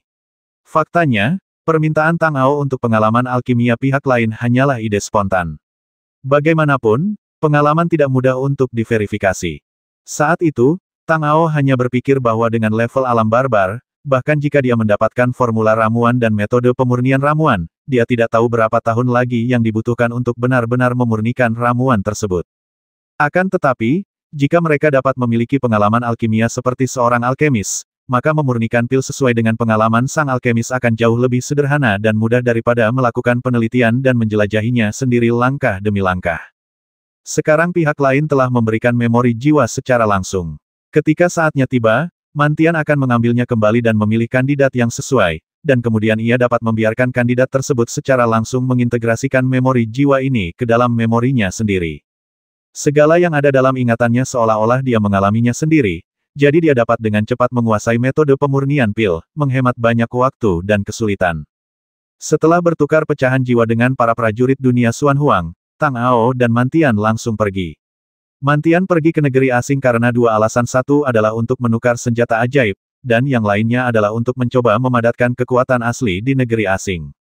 Masalah sebelumnya telah terpecahkan, dan yang tersisa adalah memadatkan kekuatan asli. Namun, memadatkan kekuatan asli bukanlah tugas yang mudah. Mantian telah melakukan perjalanan antara dunia luar dan dunia barbar berkali-kali tanpa hasil, jadi dia tidak punya banyak harapan. Saudara Tang, pekerjaan saya sudah hampir selesai, dan hari kepulangan saya sudah semakin dekat. Apa rencana Anda selanjutnya? Sambil mereka berjalan, Mantian bertanya kepada Tang Ao dengan ekspresi gembira di wajahnya. Saya ingin tinggal beberapa hari lagi dan berkomunikasi dengan para master lain di dunia luar. Kemudian saya akan memadatkan asal-usul bintang dan pergi serta kembali ke benua Zhenwu saya. Tang Ao memikirkannya dan merasa bahwa bukanlah ide yang baik untuk tinggal di negeri asing sepanjang waktu. Selain itu, ada arus bawah di benua Zhenwu. Ketika dia datang ke sini, dia berharap sesuatu yang besar akan terjadi dalam waktu dekat. Meskipun garis waktu negeri asing tidak konsisten dengan benua Zhenwu, jika seseorang tinggal di sini terlalu lama, tidak dapat dihindari bahwa sesuatu yang tidak terduga akan terjadi di benua Zhenwu. Jadi Tang Ao ingin tinggal di sini selama beberapa hari lagi sampai energi jiwanya pulih, dan kemudian memadatkan asal-usul bintang untuk menghadapi apa yang akan terjadi, dan kemudian berangkat kembali ke benua Zhenwu. Begitukah? Kalau begitu aku akan menemanimu selama beberapa hari. Lagi pula aku tidak terburu-buru. Siapa tahu, aku bisa mendapatkan sesuatu yang baru dengan mengikuti Kakak Tang. Kakak Tang adalah orang yang ditunjuk oleh Dewa Barbar untuk membimbingku. Mendengar ini, Mantian tertawa bodoh, dan pandangan aneh terpancar di matanya, seolah-olah dia ingin mengatakan sesuatu. Tang Ao adalah orang yang sangat teliti, jadi dia secara alami menyadari cahaya aneh yang terpancar di mata Mantian. Dia berpikir dalam hati bahwa keputusan Mantian untuk tinggal dan pergi bersamanya mungkin tidak sesederhana yang dia katakan. Ada banyak keajaiban di negeri asing. Akhir-akhir ini, Tang Ao selalu berjalan lancar. Hal ini membuat Tang Ao yang terbiasa dengan liku-liku, merasa tidak nyaman. Dia selalu merasa ada konspirasi yang sedang terjadi. Melihat reaksi Mantian, pikiran ini dalam benakku tentu saja menjadi lebih kuat. Namun, dia baru saja tiba dan tidak memiliki musuh di sini, juga tidak memiliki konflik kepentingan dengan keberadaan di dunia lain. Setelah memikirkannya, dia tidak dapat memikirkan siapapun yang akan melakukan apapun untuk menyakitinya. Namun, apa yang akan terjadi pada akhirnya akan terjadi, dan Tang Ao tidak terlalu mempedulikannya. Sebaliknya, ia berencana untuk meninggalkan tempat ini, jadi ia harus meminta sebuah metode terlebih dahulu, jadi ia memberitahu Mantian Dao. Saudara Mantian, ini pertama kalinya saya berada di negeri asing. Saya tidak begitu mengenal banyak hal di sini. Saya akan pergi dalam beberapa hari, tetapi saya tidak tahu bagaimana cara meninggalkan tempat ini. Mantian tertawa saat mendengar ini dan berkata, Saudara Tang, kamu telah berada di negeri asing selama berhari-hari, dan kamu juga telah memahami sisa-sisa Dao Surgawi dan memadatkan kekuatan asal. Apakah kamu tidak memiliki perasaan apapun tentang lingkungan di sini? Tang Ao tertegun sejenak setelah mendengar ini, dan menatap Mantian dengan bingung dan bertanya, Saudara Mantian, apa maksudmu dengan ini? Mantian Dao dunia luar dikatakan sebagai suatu tempat, tetapi sebenarnya tempat ini tidak ada. Yah, tidak dapat dikatakan tidak ada. Bagaimana saya harus mengatakannya? Itu adalah suatu tempat antara ada dan tidak ada. Ya, begitulah cara mengatakannya. Tang Ao sedikit mengernyit dan bertanya lagi, antara ada dan tidak ada.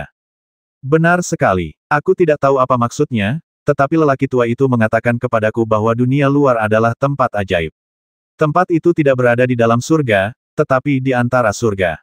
Urusan surga tidak ada hubungannya dengan dunia luar, dan dunia luar adalah simpul surga.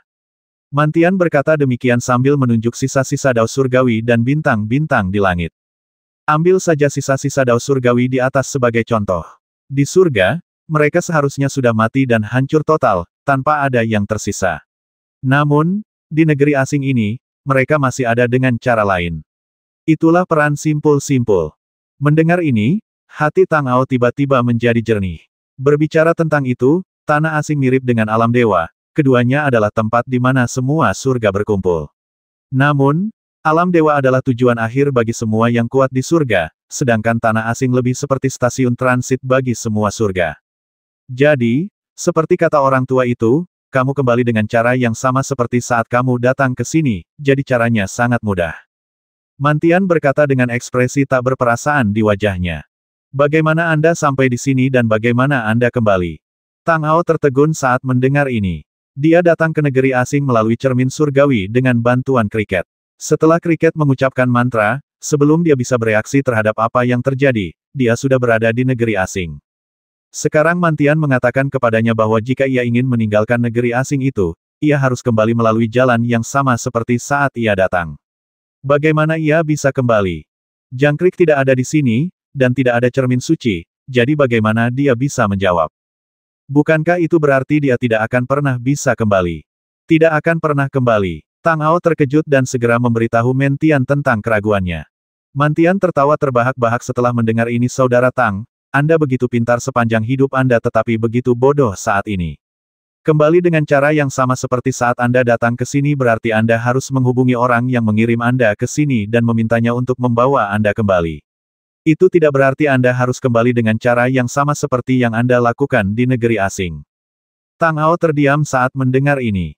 Tepat saat dia hendak bertanya kepada Mantian bagaimana cara menghubungi jangkrik yang mengirimnya ke sini, dia mendengar suara tajam dan sarkastik yang mencibir. Ras manusia hanyalah sekumpulan orang idiot, budak rendahan, serangga terkutuk. Mereka seharusnya masuk ke gua-gua gelap dan menambang untuk kita. Mereka bahkan berani berlatih. Itu adalah penghujatan terhadap dewa yang sejati. Begitu kata-kata ini terdengar, alis Tang Ao sedikit berkerut. Ada banyak ras alien di negeri asing, dan Tang Ao juga merasakan permusuhan ras alien terhadap manusia akhir-akhir ini. Namun, ini adalah pertama kalinya Tang Ao melihat kebencian dan penghinaan terhadap manusia seperti itu. Orang pembawa sial, manusia berkepala guk-guk, katakan sekali lagi, apa itu ras manusia? Sebelum Tang Ao sempat bereaksi, Mantian di sebelahnya sudah geram. Ia melotot dengan mata besarnya yang seperti lonceng tembaga, menunjuk ke arah alien berkepala guk-guk dan bertubuh manusia yang sedang berbicara dan mengumpat. Dasar binatang buas, kau hanya bisa berteriak. Apa lagi yang bisa kau lakukan selain berteriak? Pria berkepala guk-guk itu mencibir, melirik Tang Ao dan Mantian dengan jijik, lalu berkata ringan. Manusia harus memiliki kesadaran manusia. Sebagai makhluk yang lebih rendah, kalian harus berlutut di dunia kalian sendiri dan menyumbangkan semua yang kalian miliki kepada kami, keturunan dewa sejati. Bodoh amat John kau, keturunan dewa sejati. Aku akan menghajarmu, keturunan dewa orang pembawa sial. Mantian berteriak dan hendak membasmi raksasa itu. Tang Ao yang berdiri di samping menyipitkan matanya, meraih Mantian, dan berbisik di telinganya saudara Mantian, jangan impulsif, ini tipuan. Mendengar ini, Mantian berkata dengan marah, saudara Tang, jangan hentikan aku. Aku sudah lama tidak menyukai kelompok orang menyebalkan ini. Mereka terus menyebut diri mereka keturunan dewa sejati, tetapi mereka memperlakukan kita manusia seperti guk-guk. Jika aku tidak memberi pelajaran kepada orang menyebalkan ini hari ini, aku akan minta maaf kepada Tuan Mensen. Ketika si kepala guk-guk melihat Tang Ao menghentikan Mantian yang impulsif, pandangan aneh melintas di matanya. Dia menatap Mantian dan berkata, haha, lihat, ini adalah sifat kalian manusia rendahan, vulgar, suka berkelahi, rakus hidup dan takut mati, pengecut seperti tikus, bahkan lebih buruk dari anak-anak keturunan dewa sejati kita, kalian memang makhluk rendahan. Orang barbar, apalagi yang bisa kalian lakukan di dunia barbar selain berteriak oh, benar, aku lupa, kalian di dunia barbar, selain bertubuh daging, tidak punya otak, kalian semua idiot, haha. Bodoh amat John denganmu, Mantian menjerit. Ia tak tahan lagi dipermalukan oleh si pria berkepala guk-guk. Tanpa menghiraukan bujukan Tang Ao, ia langsung menerkam si pria berkepala guk-guk. Ketika pria berkepala guk-guk itu melihat ini, senyum keberhasilan terpancar di wajahnya. Dia menyipitkan matanya dan terus mengejek Mantian. Ya ampun, kau tidak tahan saat aku mengucapkan beberapa patah kata padamu. Kau akan menerkam dan menggigitku, kan kau benar-benar tidak ada bedanya dengan seekor guk-guk, dasar idiot barbar, kejar aku. Dasar orang menyebalkan, jangan lari dariku kalau berani. Aku akan menangkapmu dan menghancurkan kepalamu. Sambil mengumpat dengan marah, Mantian mengejar si raksasa itu dari dekat. Melihat ini, Tang Ao tidak punya pilihan selain mengikuti. Sebenarnya, Tang Ao sudah menemukan sesuatu yang tidak biasa di dalam hatinya. Meskipun aura pria berkepala guk-guk ini kuat, auranya masih jauh lebih rendah daripada aura Mantian. Selain itu, mereka ada dua, tetapi hanya satu yang berkepala guk-guk. Melihat perbedaan kekuatan dan jumlah, si kepala guk-guk itu hanya akan muncul sendiri untuk memancing amarah dan mencari kematian, kecuali otaknya terjepit pintu. Maka dari itu, sejak awal Tang Ao mengira si kepala guk-guk ini melakukannya dengan sengaja, hanya untuk merayu Mentian agar marah lalu mengejarnya. Di tanah liar ini, tidak ada aturan sama sekali, dan Mantian sendiri sangat kuat. Para raksasa ingin menyerang Mantian. Bahkan jika mereka mengumpulkan makhluk dari ras lain, mereka tidak dapat melakukan apapun terhadap Mantian selama Mantian tidak melawan mereka secara langsung. Jadi Tang Ao memperkirakan bahwa raksasa ini hanya ada di sini untuk bertarung di garis depan. Makhluk asing ini seharusnya sudah menyiapkan jebakan, menunggu Mantian melompat ke dalamnya. Setelah mengejar beberapa saat, pria berkepala guk-guk di depan terus menoleh ke belakang dan mengejek Mantian sambil berlari. Mantian memang orang yang keras kepala, dan diejek seperti ini, tentu saja dia semakin marah dan terus mengejarnya. Melihat sebuah lembah muncul di depannya, pria berkepala guk-guk itu berbalik dan mengumpat, "Guk-guk liar, kejar terus. Di duniaku, aku biasanya menggoda guk-guk liar dengan cara yang sama.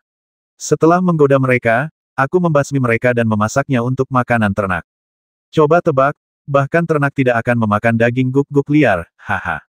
Melihat ada yang tidak beres, Tang Ao mengejar Mantian.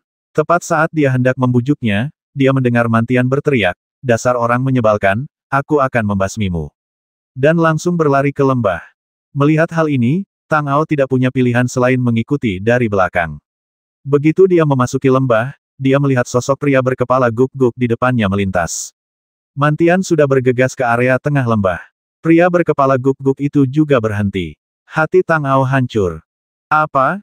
Kau tidak akan lari lagi, kau akan terus berlari orang menyebalkan, sudah kubilang jangan mengada-ada, aku akan merobek mulut guk-gukmu sekarang juga."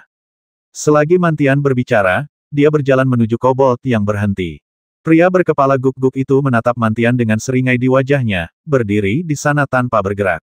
Tang Ao melintas di belakang Mantian, meraih Mantian dan berbisik, "Saudara Mantian, ini bukan tempat yang baik, mari kita mundur dulu." Mantian berbalik dengan raut wajah marah dan berkata kepada Tang Ao, "Saudara Tang, aku tahu kamu berhati-hati. Ini adalah pertama kalinya kamu berada di dunia luar. Ada beberapa hal yang tidak kamu mengerti, orang menyebalkan ini selalu menindas manusia yang lebih lemah setiap kali dia datang ke dunia luar, mencuri barang-barang mereka, dan mempermalukan mereka. Aku sudah lama tidak menyukainya.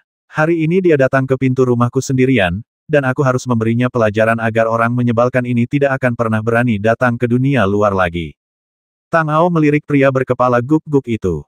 Tidak mungkin untuk mengatakan bahwa Tang Ao tidak memiliki kemarahan terhadap pria berkepala guk-guk itu di dalam hatinya, tetapi tempat ini dikelilingi oleh pegunungan di tiga sisi, dan pria berkepala guk-guk itu sudah siap sedia. Hanya ada dua dari mereka, dan jika mereka disergap oleh pria berkepala guk-guk itu dan jalan mundur mereka terhalang, situasinya akan berbahaya. Memikirkan hal ini, Tang Ao terus berkata kepada Mentian, "Saudara Mentian, hanya ada satu jalan keluar di sini, mari kita mengungsi dulu, orang menyebalkan ini akan keluar cepat atau lambat. Ketika dia keluar, tidak akan terlambat bagi kita untuk menghadapinya." Mendengar ini, Mentian berkata dengan marah, "Tidak, aku sangat marah ketika melihat wajah orang menyebalkan ini, aku akan menghadapinya sekarang." "Haha, dua manusia idiot, sampah, kalian mau berurusan denganku, kalian terlalu banyak berpikir. Tidakkah kalian lihat di mana tempat ini, guk-guk barbar, hari ini kalian tidak bisa melarikan diri bahkan jika kalian memiliki sayap."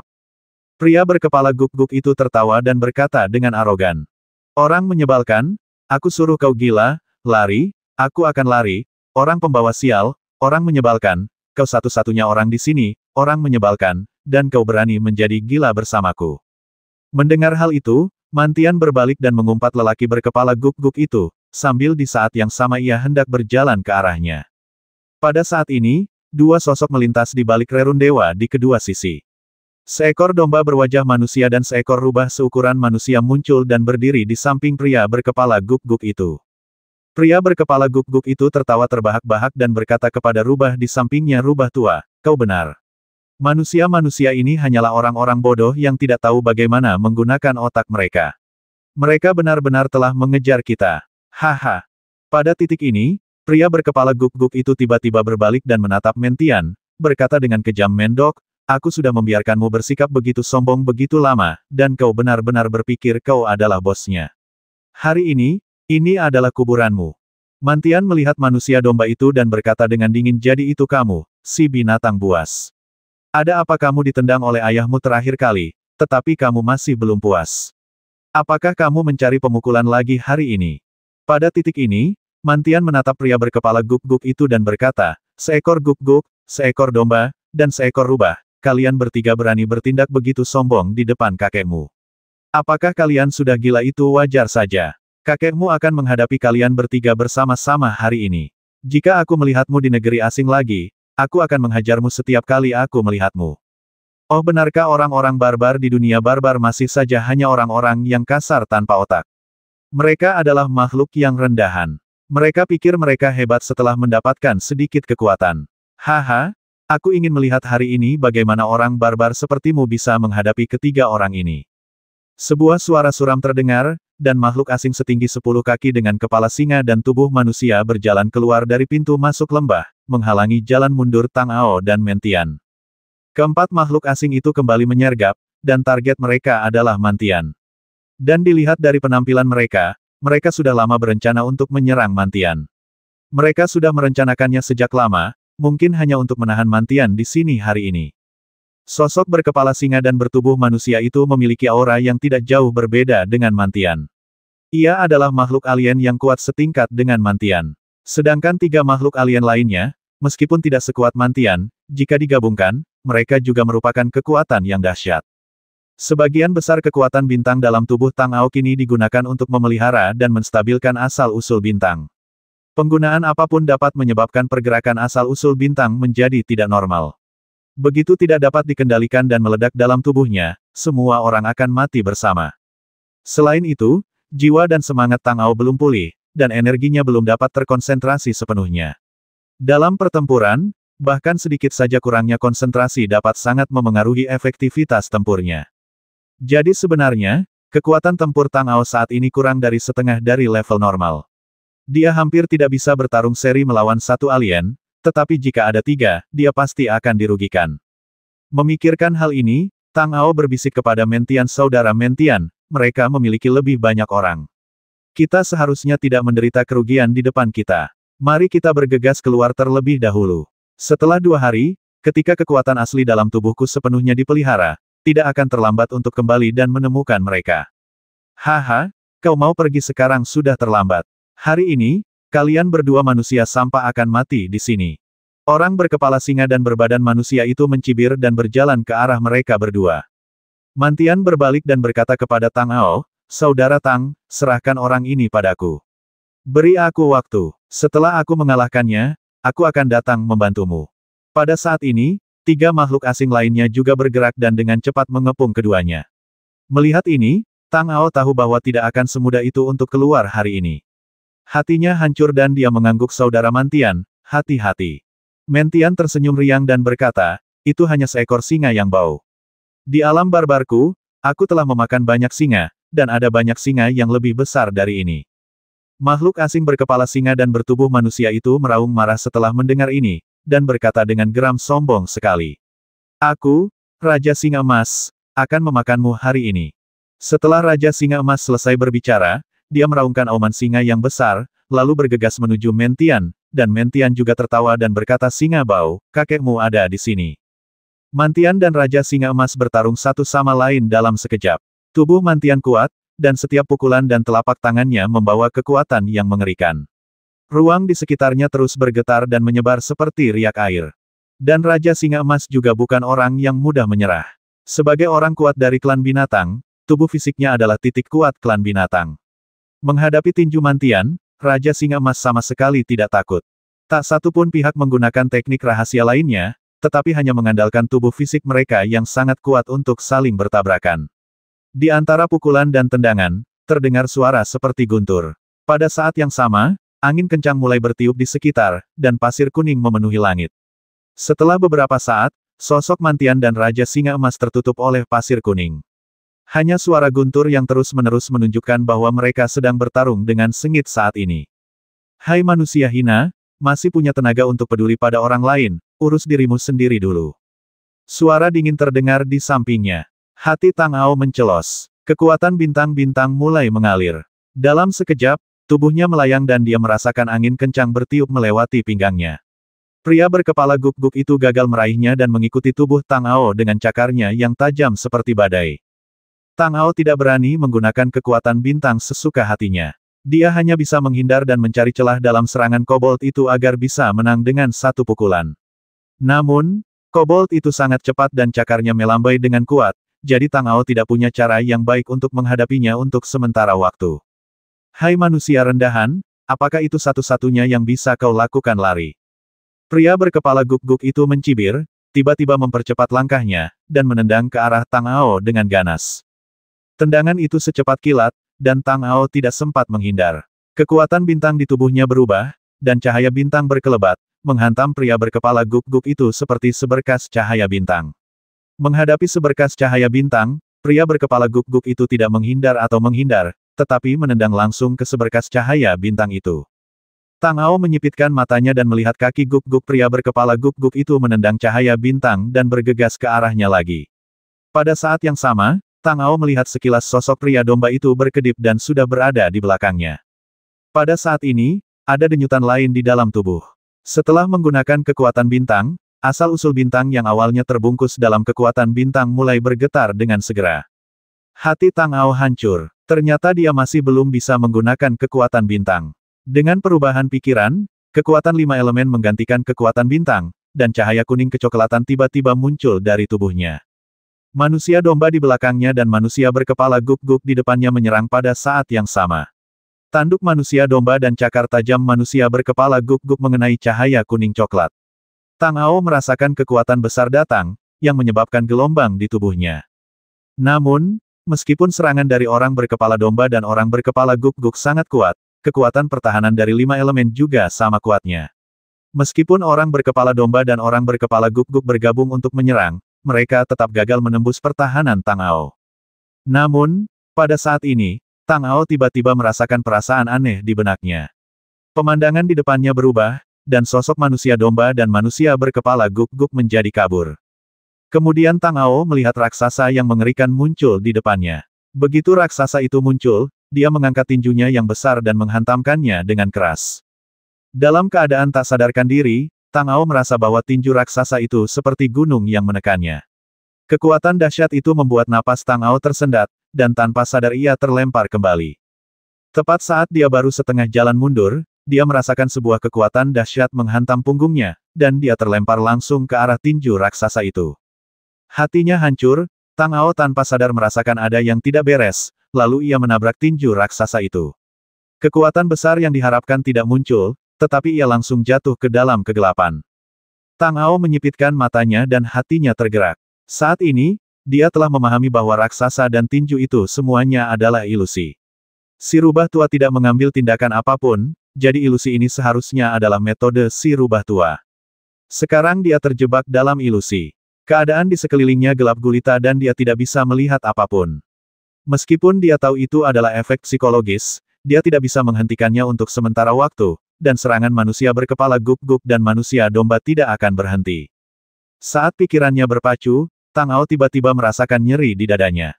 Dia menunduk dan melihat darah merah terang merembes keluar dari dadanya. Jantungnya berdebar kencang, dan dia merasakan kekuatan besar datang dari belakangnya. Tubuhnya tiba-tiba jatuh ke depan tak terkendali. Kemudian dia merasakan sakit yang luar biasa di sekujur tubuhnya, dan darah dengan cepat menutupi separuh tubuhnya. Pada saat yang sama, kekuatan yang tak terhitung jumlahnya mengalir di dalam tubuhnya. Kekuatan 5 elemen dalam tubuhnya menunjukkan tanda-tanda runtuh saat ini. Tang Ao mengerti bahwa di bawah kendali ilusi ini, para domba dan manusia berkepala guk-guk dapat menyerangnya tanpa ampun, dan dia bahkan tidak dapat menangkap bayangan pihak lain. Satu-satunya cara sekarang adalah menghancurkan ilusi ini terlebih dahulu. Dengan sebuah pikiran, Tang Ao tidak lagi peduli dengan banyak hal. Jika para manusia domba dan manusia berkepala guk-guk terus menyerangnya seperti ini, hidupnya akan dalam bahaya. Lebih baik mencobanya. Saat seni langit berbintang misterius berputar, kekuatan agung bintang-bintang melonjak seperti air pasang, dan serpihan cahaya bintang muncul dari tubuh Tang Ao. Di bawah kekuatan langit berbintang yang dahsyat, luka-luka di sekujur tubuhnya pulih dalam sekejap mata. Pada saat yang sama, cahaya bintang membentuk perisai pelindung melingkar di sekelilingnya, melindunginya dengan erat di dalam, sementara sosok Tang Ao setengah melayang di udara. Dia menenangkan pikirannya, merasakan asal-usul bintang di tubuhnya, dan mengeluarkan salah satu dari dua asal-usul bintang di tubuhnya.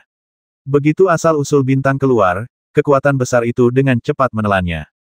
Kekuatan asal-usulnya begitu kuat sehingga meskipun dia memadatkannya sendiri, dia tetap tidak dapat mengendalikan energi kuat di dalamnya.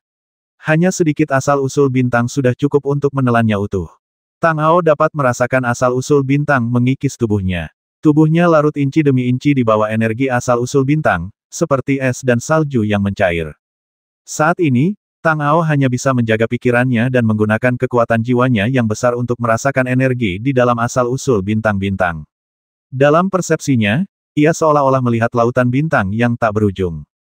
Ia tampak berdiri di kehampaan, dengan kegelapan di sekelilingnya, tetapi dalam kegelapan itu, ada bintang-bintang di seluruh langit.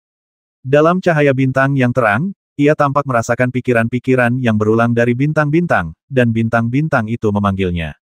Dengan pikirannya, Tang Ao mengikuti panggilan bintang-bintang dan merasakan bahwa dalam kegelapan, tampaknya ada banyak peri yang bersorak dan berbicara. Setiap bintang, setiap peri berbicara. Mereka berkicau dan terbang di sekitar Tang Ao, tetapi Tang Ao tidak tahu apa yang mereka katakan. Dia hanya bisa merasakan kegembiraan yang mereka sampaikan, seolah-olah dia telah bertemu dengan seorang teman lama yang telah lama menghilang. Tang Ao tanpa sadar berusaha mendekati mereka. Ia mencoba mendekati mereka, tetapi ternyata mereka sangat jauh darinya. Sekeras apapun ia berusaha, ia tidak dapat menyentuh mereka. Baru pada saat itulah Tang Ao menyadari bahwa bukan bintang-bintang yang terlalu jauh darinya, tetapi kultivasinya terlalu rendah dan kekuatannya terlalu lemah. Dia tidak dapat melintasi kehampaan yang tak berujung dan menyentuh cahaya bintang-bintang. Namun, dia tidak mau menyerah. Dia melihat kekuatan bintang-bintang tepat di depannya. Dia tampaknya merasakan kebesaran Kaisar Zhenwu saat dia mengendalikan langit berbintang, dan kekuatan ini ada tepat di depan matanya. Ia mengerahkan segenap tenaganya untuk berusaha mendekati bintang-bintang, tetapi makin keras ia berusaha, makin jauh pula bintang-bintang itu, seakan-akan bintang-bintang itu menghindarinya. Langit berbintang menjauh darinya, cahaya bintang berangsur-angsur menghilang, dan kegelapan hampir sepenuhnya menguasai semua yang dimilikinya. Rasa enggan yang kuat yang melonjak di hatinya hampir sepenuhnya menelan pikiran Tang Ao. Tepat saat ia hampir tenggelam dalam kegelapan yang tak berujung, Tang Ao melihat sedikit cahaya keemasan. Cahaya keemasan itu bukan berasal dari langit berbintang, bukan dari bintang-bintang, melainkan dari dirinya sendiri. Cahaya keemasan melesat keluar dari hatinya dan menerangi kegelapan di sekitarnya.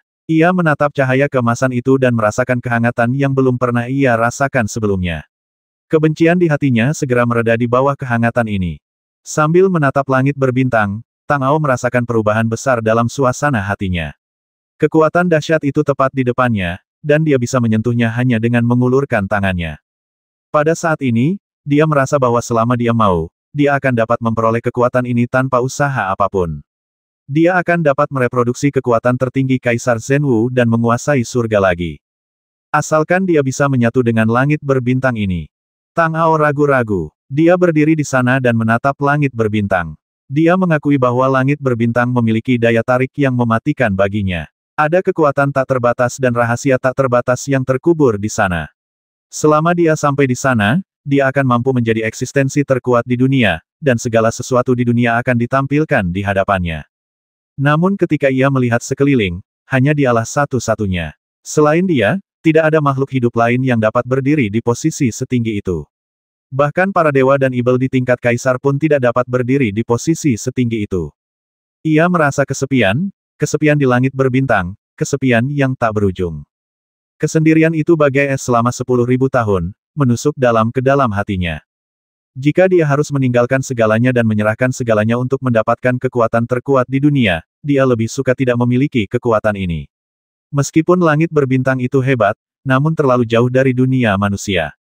Dia seorang pria, bukan bintang. Dia dapat merasakan bintang-bintang bersorak menyambut kedatangannya, antusiasme mereka atas kedatangannya, dan mereka mengundangnya untuk menjadi bagian dari mereka. Tapi dia bukan seorang bintang.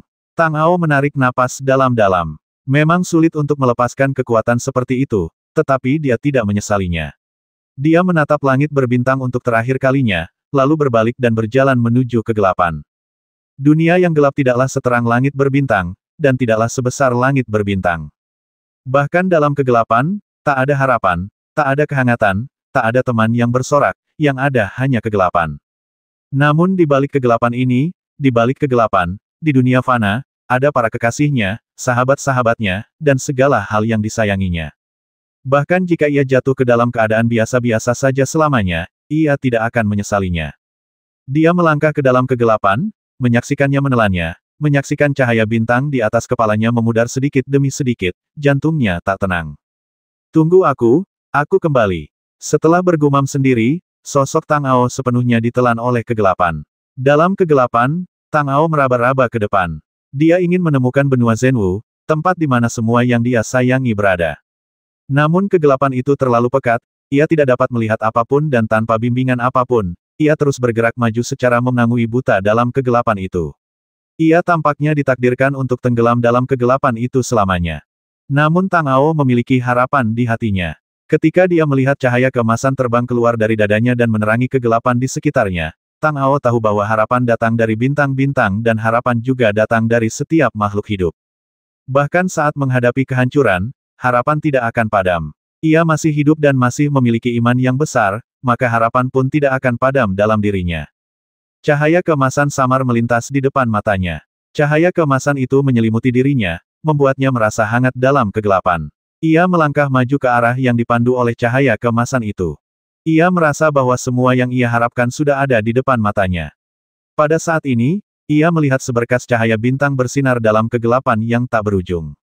Pada saat yang sama ketika cahaya bintang muncul, cahaya keemasan di depannya meninggalkannya, terbang menuju cahaya bintang, dan kemudian bergabung ke dalam cahaya bintang. Pada saat cahaya keemasan menyatu dengan cahaya bintang, Tang Ao merasakan suatu kekuatan besar mengalir ke dalam tubuhnya, dan kegelapan di sekitarnya langsung sirna oleh kekuatan besar ini. Tiba-tiba ia membuka matanya, ilusi itu telah menghilang, dan ia melihat rubah tua berdiri di depannya, menatapnya. Saat ia membuka matanya, cahaya bintang tiba-tiba bersinar di mata rubah tua itu. Ah! Rubah tua itu menjerit, menutup matanya, berbalik dan lari. Kekuatan asal-usul. Itu adalah kekuatan asal-usul. Mustahil, ini benar-benar mustahil. Bagaimana mungkin manusia rendahan bisa memadatkan kekuatan asal-usul lagi? Pria berkepala guk-guk itu menjerit dan menunjuk ke arah Tang Ao dengan ekspresi ngeri dan tak percaya. Tang Ao menoleh, dengan senyum tipis di wajahnya, dan menatap pria berkepala guk-guk itu dan berkata mengapa manusia tidak bisa memadatkan kekuatan bintang jika manusia tidak bisa memadatkannya, bisakah kalian para binatang memadatkannya? Tidak, ini tidak mungkin. Kekuatan asal-usul adalah kekuatan dewa yang sejati. Dewa yang sejati menggunakannya untuk menciptakan dunia. Dan kau adalah pencuri, pencuri. Kau mencuri kekuatan dewa yang sejati. Aku akan membasmimu. Pria berkepala guk-guk itu menjerit aneh dan bergegas menuju Tang Ao. Bintang-bintang di sekitar Tang Ao belum menghilang. Dia melambaikan tangannya dengan lembut, dan seberkas cahaya bintang melesat keluar dari telapak tangannya. Pria berkepala guk-guk itu baru saja setengah jalan dalam kesibukannya ketika dia tersapu oleh cahaya bintang dan menghilang tanpa jejak dalam sekejap. Dan kamu, manusia domba itu menatap Tang Ao dengan ketakutan di wajahnya dan berkata dengan gemetar, tunggu saja, dewa sejati pasti akan menghukummu, dasar pencuri. Setelah mengatakan ini, manusia domba itu berbalik dan berlari tanpa ragu-ragu. Tang Ao tersenyum tipis dan mengabaikan manusia domba yang berlari itu. Sebaliknya, ia mengarahkan pandangannya pada Mantian dan Raja Singa Emas. Setelah bertarung sekian lama, masih belum ada tanda-tanda pemenang di antara kedua belah pihak. Pikiran Tang Ao bergerak, dan dia terbang di depan Mantian. Bintang di tangannya berputar, dan energi yang mengerikan langsung menjatuhkan Raja Singa Emas. Raja Singa Emas jatuh ke tanah, menatap Tang Ao dengan ngeri dan berteriak, asal bintang, itu asal bintang, bagaimana mungkin, orang itu sudah mati, dia sudah mati, siapa kamu, siapa kamu? Tang Ao menatap Raja Singa Emas dan berkata dengan tenang, aku manusia. Kalian para bismen paling meremehkan manusia. 800.